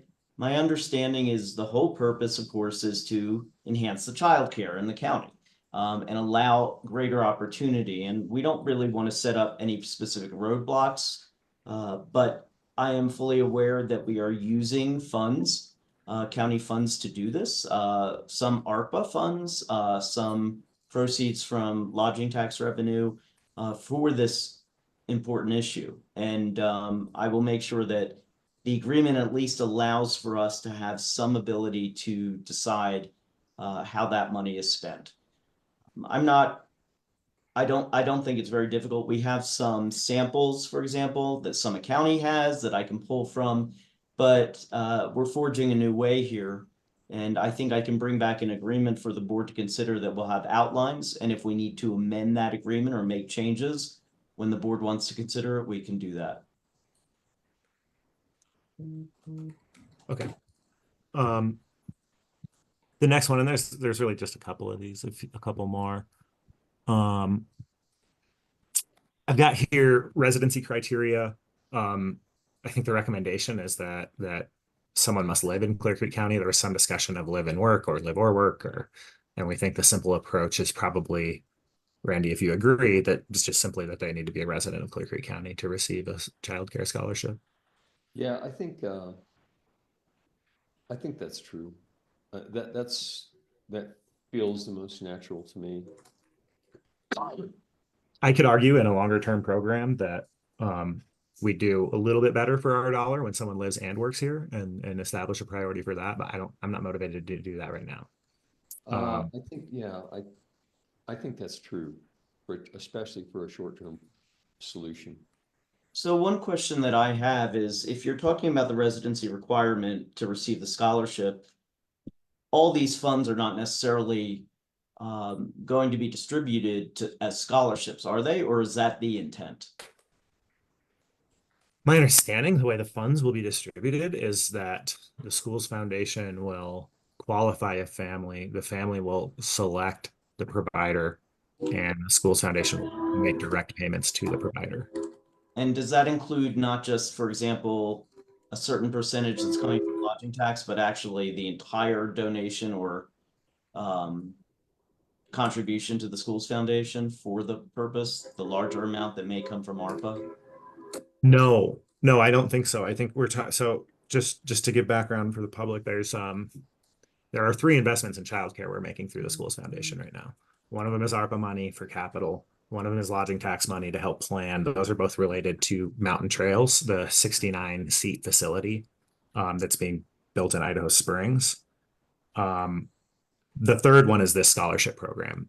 And what we've been talking about is up to $40,000. So limiting that, not taking planning money and putting it into it, not taking capital money and putting into it. Okay. Thank you for the clarification.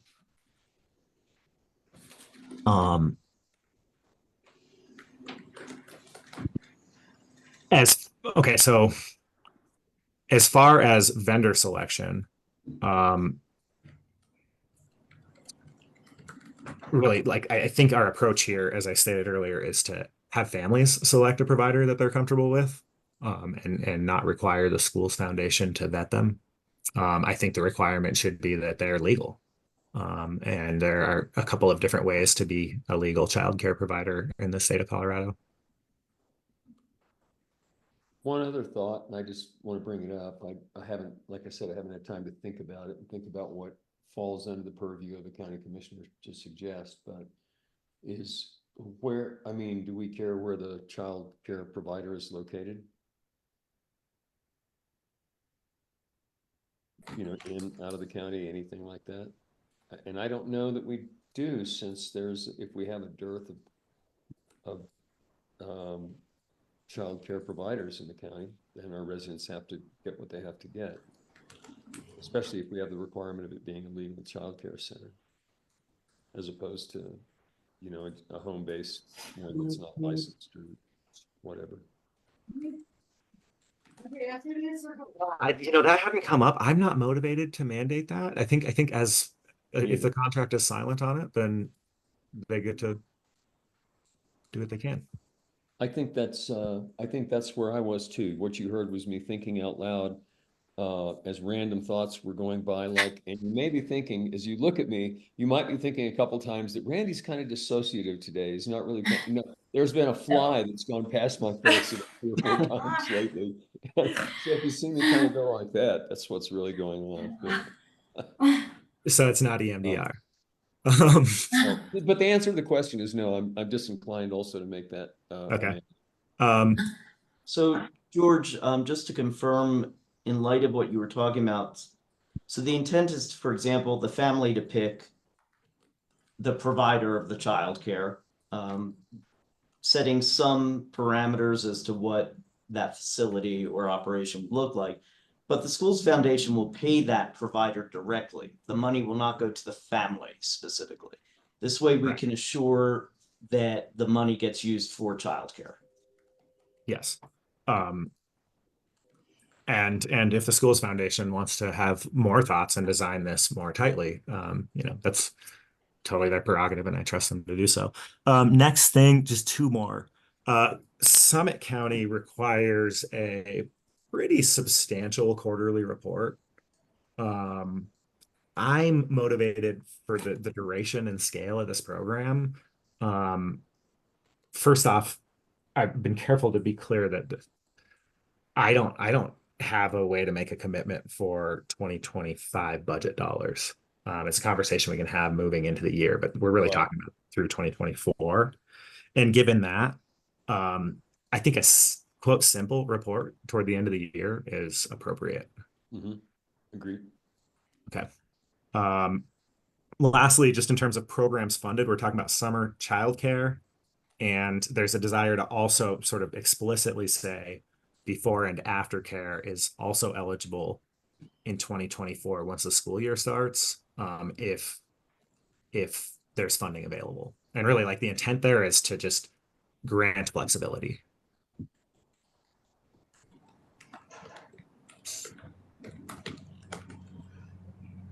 Yeah, I tend to agree with that also. Okay, excellent. And you are comfortable with the $40,000 number that's been discussed previously? That's all that I have on my list. Peter, is there any direction that you're missing? No, that's really helpful. My intent is to bring an agreement back, have a draft kind of put together. We may need, just so to give you the heads up, George, it's possible we'll need a special meeting if we'd like to move on this quicker. I expect that it probably can get figured out before the next meeting on the 2nd. So just so the board's aware, if we do want to move, I mean, worst comes to worst, we can always wait till the second, but I'm not sure we'll need to. Thank you. That is the other thing. I would love to get, given that it's already June 18th, I'd love for this board to be available to execute a contract as soon as you're willing to recommend as such. I don't know that we want to schedule something now. I know that we're talking about, you know, the two board members that would be making this decision. And Randy, I'm guessing that we can be pretty nimble responding to an email request to schedule a special meeting. Assuming we get them, yes. Yeah. Okay. I think that's that. No action to be taken. Thank you for that help on that important feedback. Yes, and huge thanks to the Schools Foundation for stepping up, working to be very nimble. Mitch Houston was the executive director of the Schools Foundation. His recusal from both sides of this conversation, I know, is requiring the others in that organization to pick up a load. So Laura Johnson, Kelly Flanagan, I want to thank you. I also want to thank EECL, this volunteer organization that is really elevating the need to address childcare in this community. Pam Marsh in particular and Jessica Trivett in particular have been really good in continuing to elevate this issue. So I just want to express some gratitude. And that's all. Okay, and I just texted Mitch that he can rejoin the meeting, so he should be back in a minute or two.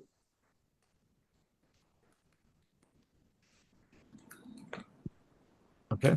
Why don't we go ahead, Randy? What do you think about a bio break? I can go along with that very easily. Now that we brought Mitch back, we can tell him he can go ahead again. That's perfect. Mitch, thank you for coming back so that you can share our bio break with us. We'll be back at 10:25. I'll be right back.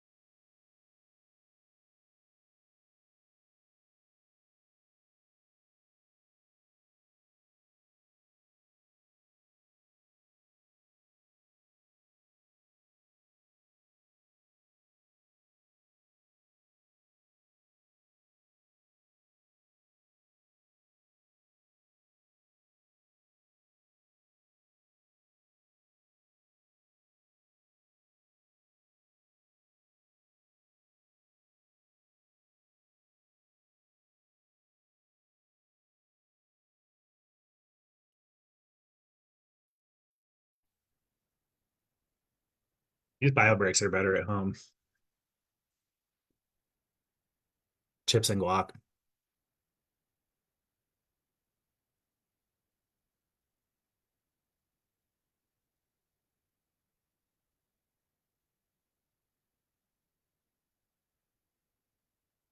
Well, we shared a theme. I had a quesadilla. All right.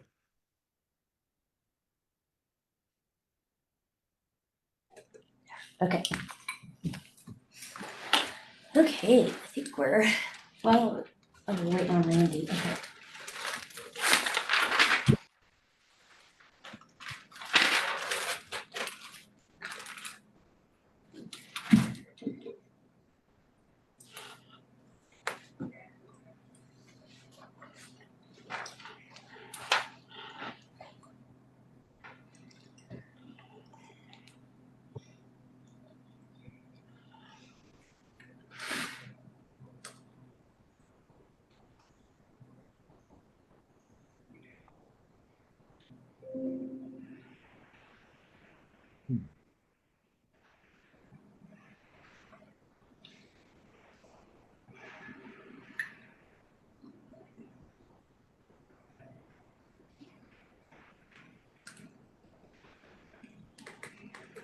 Oh, there he is. Okay. We are done with our break. Next thing on the agenda is consideration of approval of 2025 potential legislative priorities. Should I just jump in and offer some history here or defer to you? I think you should, George. I did bring up the bill matrix, but I think it's best if you lead this discussion. Okay. So CCI's process of establishing legislative priorities is kicking off quickly. I am looking through their document to find the deadline. What is the deadline for this board to approve any legislative proposals? I thought it was, July 12th. yeah. So if we want to submit anything and they do need to be approved by board action, we would need to do so on the 2nd. So this would be a time for us to discuss generally what kind of legislative concepts we may want to bring. I have one that could be several in mind related to community revenue options. Communities are very limited in terms of the kinds of taxes that they can authorize governments to collect. And I have several ideas on that. Before I jump in, let's see what else is out there.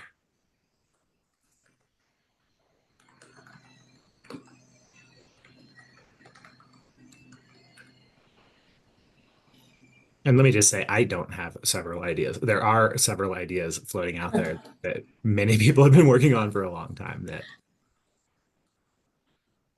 Well, I think revenue diversification for counties is incredibly important because of the differences in the kinds of counties that we have around the state and the different challenges they face in their budgets. I mean, ours is clear on a couple of counts, and you know, we've made a lot of decisions to try to ameliorate some long-standing deficit projections that we've endured and forecast for a long time since before we even got here.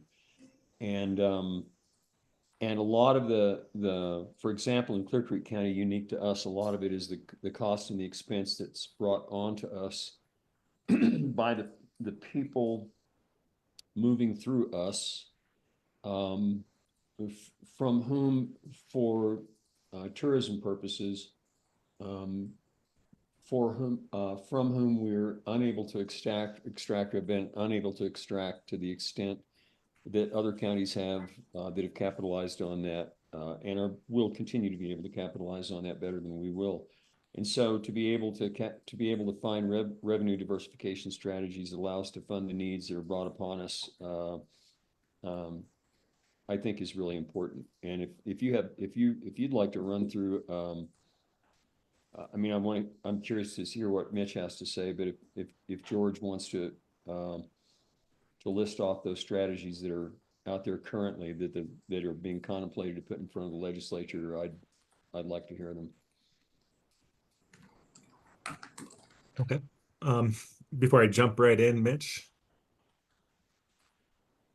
Who's muted? Your turn, George. Okay. I'm trying to think about the right strategy here because there are several concepts and I just don't know which ones.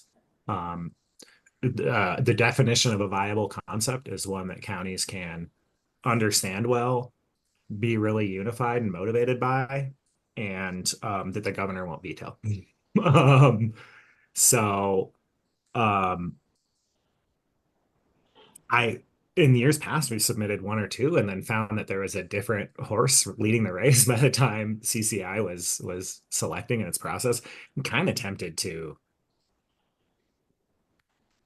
bring some or all of these to you all for consideration. That list is there's a thing called an occupational tax. This is something that municipalities can do that counties cannot. There are two versions of it. One is basically a head tax on every business, every employee. I'm more interested in the latter, which is essentially municipalities can identify an industry that they believe should be taxed differently than just general business and propose that. You see this used around bars that increase law enforcement demand. I think you also have seen municipalities look at lodging and use this occupational tax to sort of approximate a lodging tax. That's a concept that I think has a lot of value. I think if you're Clear Creek County, maybe you're talking about raft trips, lift tickets, that kind of thing. Maybe if you are Adams County, where you've got costs being driven by polluters, maybe you try to design a tax to help polluters pay for those health impacts. So that's that concept. The other concept is just what if we were able to tax some definition of services or propose a tax? I want to be very careful to make sure people know that we don't get to impose taxes, we get to propose taxes. People impose taxes on themselves. There are several services that I think you could define as luxury services that create impacts in this community and that would create a tighter relationship between those who are generating impacts and can afford to pay for those impacts. The problem with our tax system right now is that you get an impact from somebody and we have to just spread out the pain of trying to mitigate that impact equally among all of our constituents. And that's just doesn't feel fair to me. So the next one would be a change to the property taxation system, allowing for vacant properties to be hired. And I think vacant homes specifically is sort of where the conversation is to be taxed at a higher rate. Another one is business licensing authority. If municipalities have business licensing authority, when you have business licensing authority, you can also impose fees to require businesses to pay for the impacts that you're able to actually document and measure in an academic way. A long-standing concept is real estate transfer tax and or fee. This is upon the sale of a home. A tax on that transfer. Another one is what if counties had an ability to impose a higher lodging tax than 2%. Municipalities can have a lodging tax at 6%. I'm not sure how the impacts on lodging outside Idaho Springs. I live in Idaho Springs, so I'll use that as an example. And the impacts of lodging inside Idaho Springs are really materially different.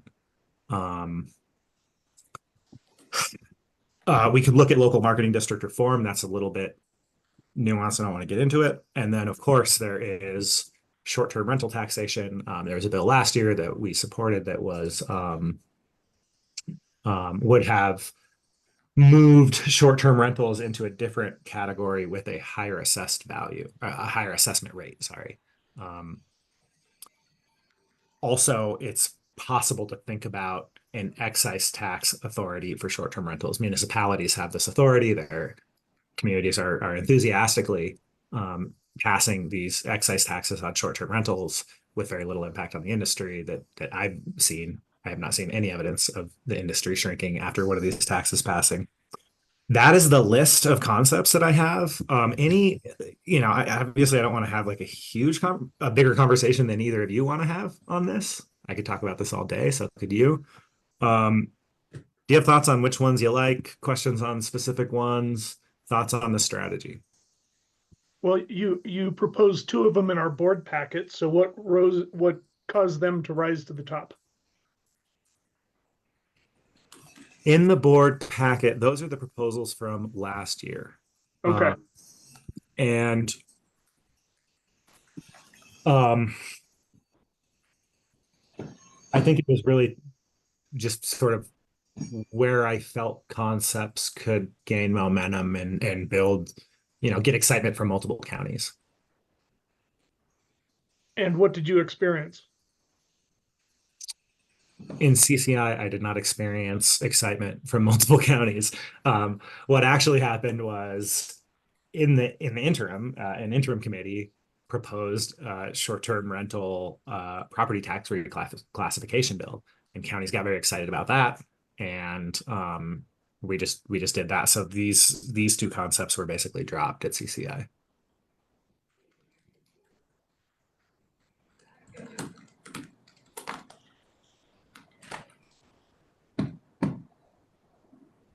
Yeah, I think actually having that was a little bit of drinking through a fire hose. There are several things there that I think are, one of the things that struck me was on the increased tax rate on vacant homes, knowing what constitutes a vacant home, what its definition is, and then knowing why it's vacant is important. Not every home is, there are counter arguments to be made there. A person can inherit a home. It doesn't mean they're investing in homes in your community, and they come back to their family home. And there's another another, I won't call it counter argument, but this one would be a little bit of a counter argument that is, a vacant home is a home that isn't available for somebody to occupy for housing. So I get the concept of trying to say that's an impact on housing. At the same time, a vacant home generally brings less service need to the county. I'm not saying that vacant homes are a good thing. We don't want to have dark streets, and we don't want to have, but I don't know what the guardrails would be around that one. And so it would have to have some pretty good guardrails to address, standard things that happen in life. The fact that you have a home that was a family home and you may be living in another state, and it may be that if the home, there may be some guardrails that could be created, like depends on what the house is used for during its vacant time. But anyway, you can understand some of the complexities of that.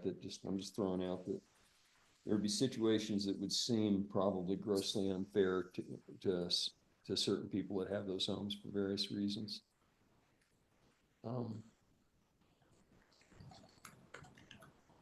People reach end of life as an example and have to move to places where they can have assisted care, but it's still their family home that they own and they haven't passed. That's another example. So kind of similar to the first one. Kind of a before and after thing there. Anyway.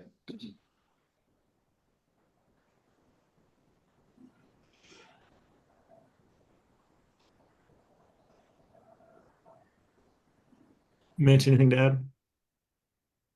Nope, I'm too new to this side to have thoughtful input. Okay.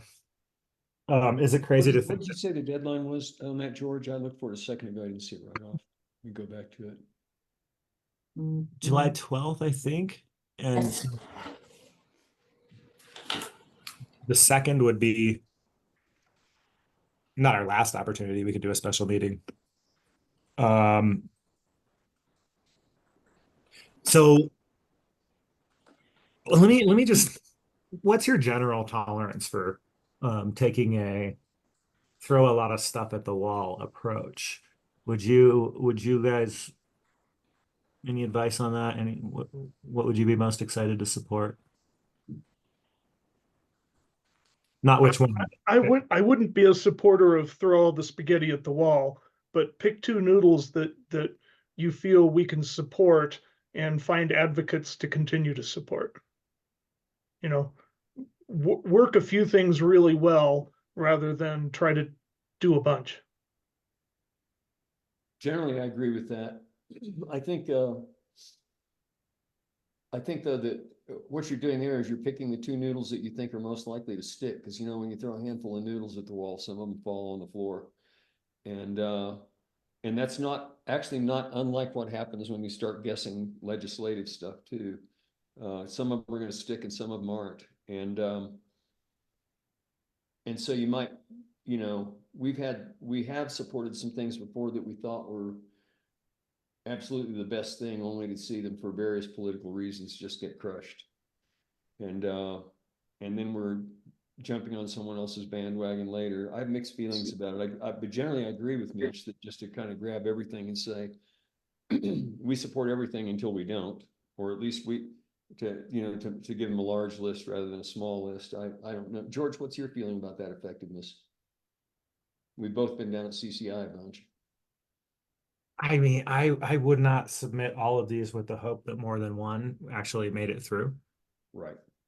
It's kind of like a way of, you know, not betting on a horse until later in the game. I'm not sure. I should reach out to CCI staff. I'm not sure how CCI staff would appreciate seeing a lot of spaghetti hit the wall, to use Mitch's. I kind of agree with that. As I'm thinking about it further, and I think that, you know, there are two basic criteria. What's got the greatest likelihood of success that is good in general or decent for us, and which ones are the best for us, because we've also picked things that are the best for us before that have had, because of our unique character, not resonated well with enough other people to get them through. But they would have, had they passed, they would have been great for Clear Creek County. So I guess it would be to pick the two or three things that are best for us, and then pick from among those what the one or two that are most likely to have the greatest likelihood of success that address a common problem that's shared broadly. Has there been any cocktail napkin modeling of impact from some of the ideas?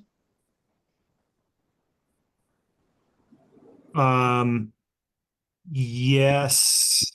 Not that I'm able to pull into my brain right now, but yes. Okay.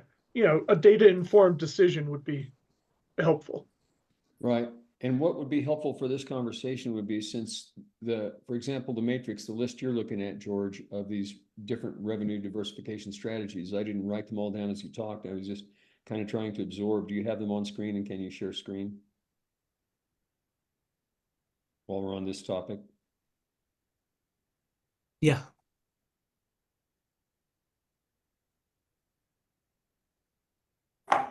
So the short-term rental taxation, we definitely have data, and we were running models on impacts last year. It was, I mean, if we reclassify short-term rentals into commercial, it's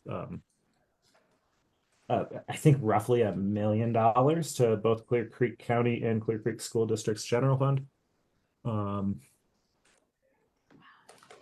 As one example. I think we can also really, really easily model what an increase to the lodging tax rate would look like. One of the factors here is what's exciting to other counties, and I'll try to have some conversations. Yeah, that's where I think we should, if we can pick out the two or three that look like they can help us the most, and then think about it in terms of from among these.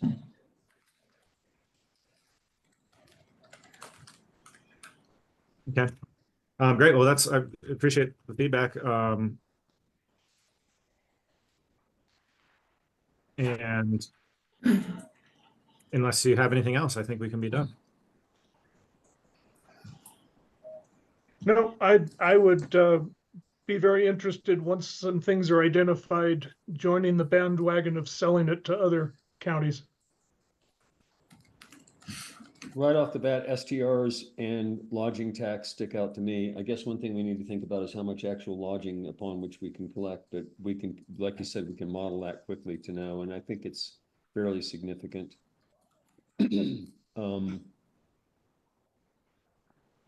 Yeah, and like I'll share real estate transfer tax, vacant property tax. Vacant property tax got beat up pretty badly in this last session. So did real estate transfer fee. Right. I do The not think. services tax would be, for example, on recreational services. Is that correct? Yeah, Okay, right. yeah. Try to think of a definition of. To me, the STR is the lodging tax, and the ones that just kind of jump out to me intuitively are the services tax, the lodging tax, and the STRs. So to clarify, the real estate transfer funding is not possible without state action? None of these are possible without state Okay. action. Thank you. The trick of the legislature is that simple majorities can give us the ability to propose things to the community in a way that's different than ultimately we would have to go to the voters, right? Not have to, get to. So just lastly, Mitch, you read the memo from last year. I was talking about how counties don't control their future on property tax. I would add that municipalities, the sales tax rate of municipalities is already very high in Clear Creek County. Our access to property taxation is even further impacted by the actions of the legislature this last session. And I'm not trying to complain about the decisions, but counties assessment rates have been protected by the popularity of schools and teachers. And now schools get their own assessment rate. And so I think that the bottom for counties is weaker than it's ever been. And it's time for us to diversify. And with that, I will stop sharing and invite any other comments before I move on. Move us on. Okay, let's jump to a work session to discuss Clear Creek Fire Authority organizational review. Anybody want to lead this one off?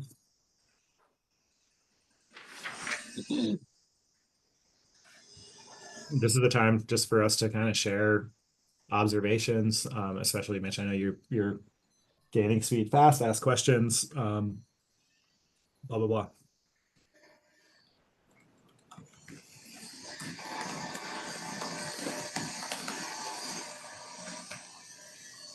I didn't come prepared to dive into questions and answers concerning the fire authority.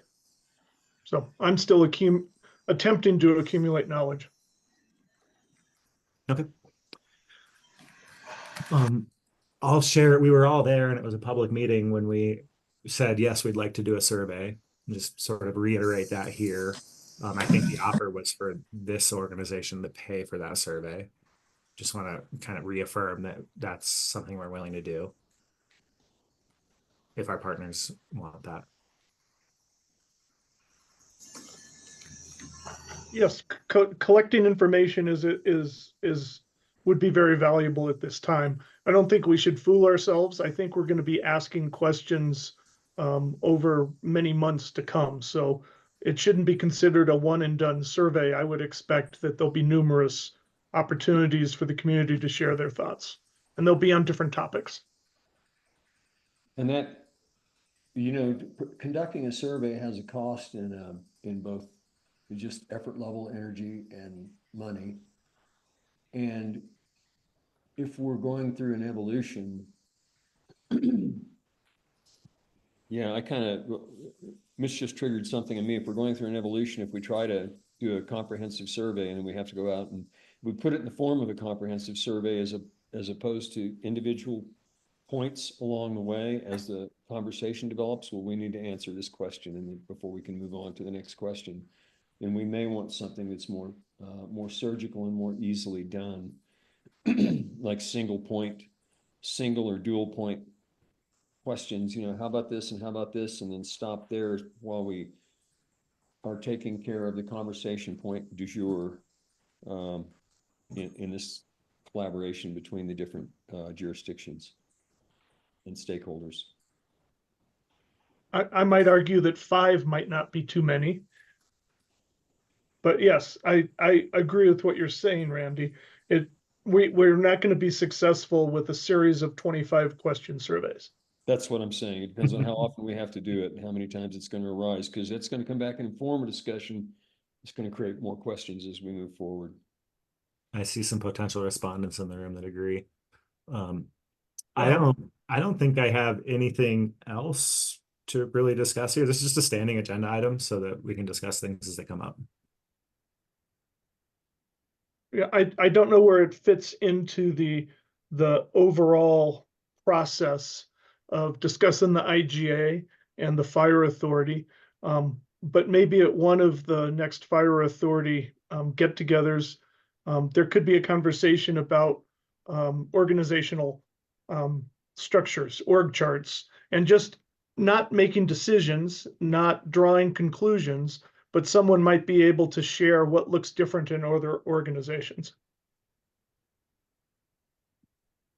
Yeah, that's an interesting question. I think those org charts that are on this agenda are, and these documents are just building up here and being repeated every time, are there because Sean went and chased them down. I think that's a thread that should be picked up. I agree.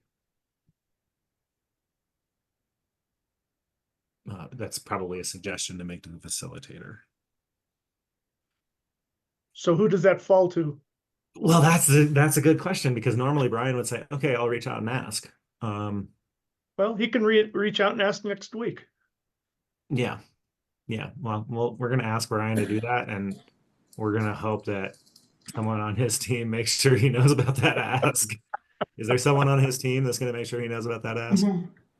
Thank you, Deb. Yes. On our team. Okay. I don't think I have, unless there's other things.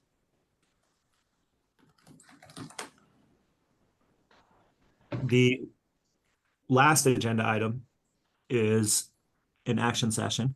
It is consideration of approval of resolution number 24-48, resolution in appreciation of meritorious service performed by Clear Creek County Tourism Bureau Board of Directors Chairman John Sellers, 19 years of service to Clear Creek County. Typically what we do is we read this thing and then we offer some commentary and then we make a motion. Does anybody want to volunteer to read this memo, or shall I? I'm happy to if you'd like, or we can draw straws, or do rock, paper, scissors on virtual rock, paper, scissors or something. No, I think that you should. Okay. Well, I'll let you know that my normally melodious voice is a little hoarse from allergies today, but I'll do the best I can. So this is resolution 24-48, a resolution in appreciation of Clear Creek County Tourism Bureau Board of Directors Chairman John Sellers for over 19 years of meritorious service to Clear Creek County. In one moment here, I'm going to change the layout so that I can do this more, I think, effectively and aesthetically pleasing. Whereas John, better known as Mr. Chair, has served Clear Creek County for over 19 years, and the Clear Creek County Board of Commissioners desires to publicly recognize John's dedication to the current and past county constituents. And whereas the Clear Creek County Board of Commissioners desires to recognize John for not only doing his job by increasing visitation at Loveland Ski Area, but also to share generously his marketing and advertising skills and experience to make Clear Creek County more than just a pass-through county and more of a destination.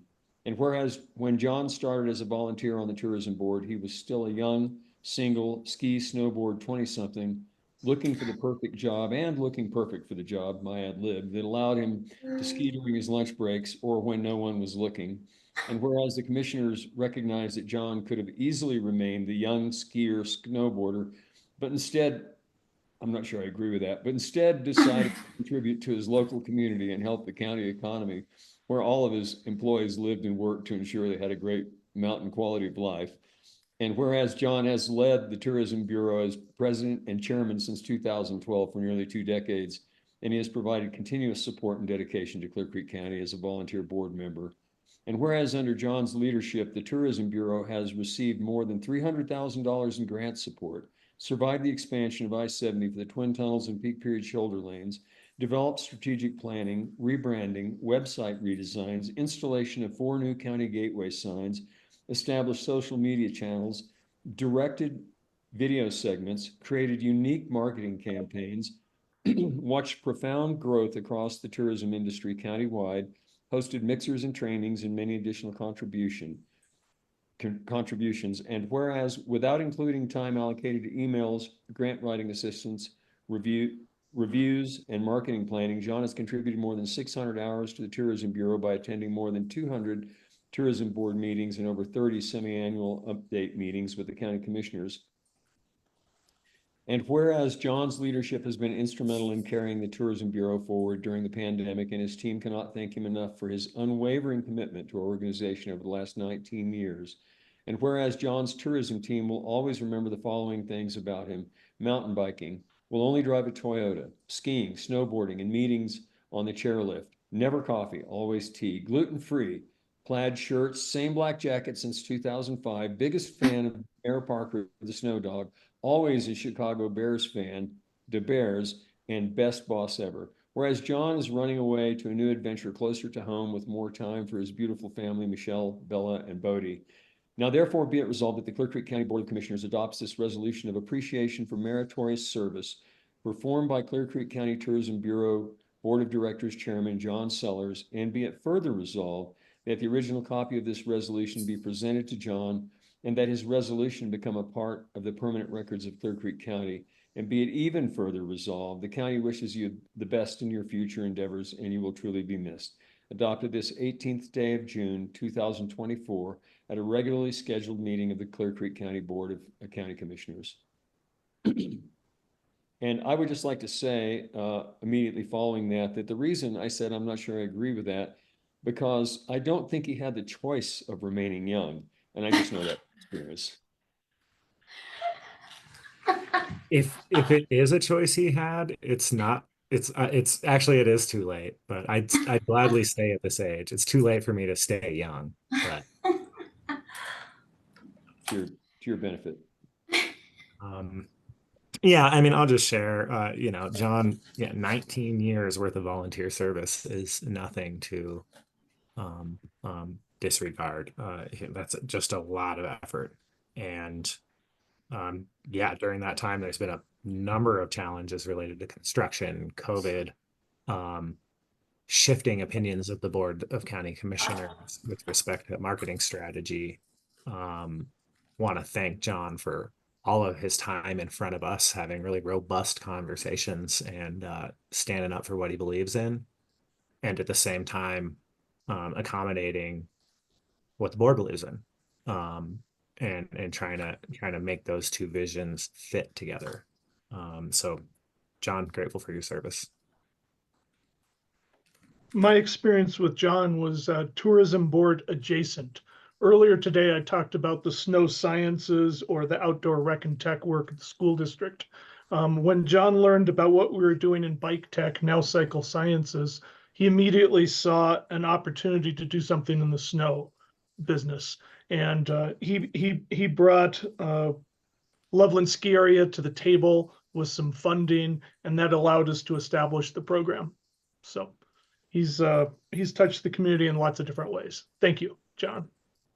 And I'm noticing, thank you, Mitch. And I see John with his hand up. I also see several members of the Tourism Bureau board here. I'd like to invite you in as panelists to comment. While we're getting that done, Randy, maybe it's your turn. Yeah, I just want to say that no matter what we've talked about, at every one of our meetings and our updates, in my opinion, John has always appeared to be just consummately open-minded, collaborative, and proactive, and a pleasure to work with and talk about the subject of tourism promotion, the future of the county, always had an open mind to whatever bias anybody wanted to bring to the meeting, and I appreciate that a lot. And it's good to work with people when they can continually work with you in an atmosphere and help create an atmosphere of respect. I appreciate it a lot. Thank you. And John, I don't want to silence you, but Cass is here and I want her to go before you. Cass, do you have anything to say? Good morning. It took me a minute to get my buttons working. I just want to say thank you very much for recognizing John for his 19 years of service to the county. It's hard to let him go. We recognized him with an award at our board meeting also, and just really appreciate you also recognizing him. And John, we thank you so much. I've learned so much from you, and can't imagine writing a grant without you. So, I know that we're better because of you. So thank you. John, it's all yours. Swan song.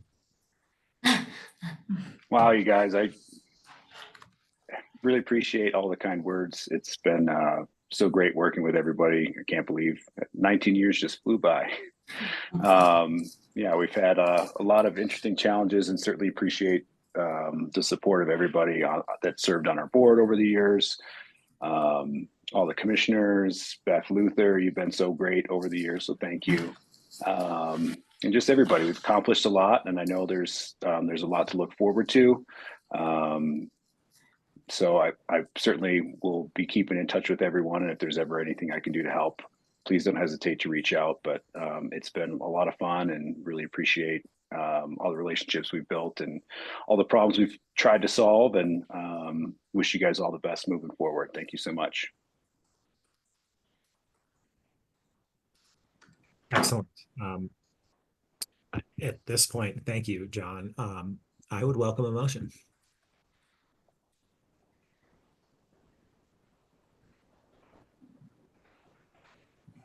I would like to make the motion that we approve resolution 24-0618.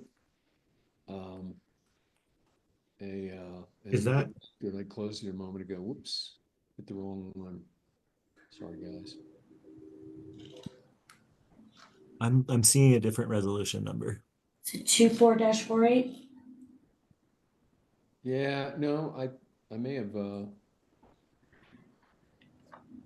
not sure why that's not popping up again. 24-48. It says Yes. 0618 on there. I didn't have the resolution back up. Resolution 24-48, a resolution of appreciation of Clear Creek County Tourism Bureau Board of Directors Chairman John Sellers for over 19 years of meritorious service to Clear Creek County. I second that. Okay. All in favor, vote enthusiastically. Aye. Yay. Hi. Thank you, John. Really, really appreciate your time here, and look forward to hopefully you continuing to hound us about the importance of having a healthy tourism economy. I will, and I'll continue to support it. We stopped in Idaho Springs over the weekend on our way back from Denver, so it's great to see some good people there, and yeah, hopefully you guys have a strong, busy summer. Okay, and that's a great way to end the meeting. We have nothing else on our public agenda. We have no executive sessions. I believe that's still true, Peter. Okay. That said, board is adjourned. Our next scheduled meeting is July 2nd.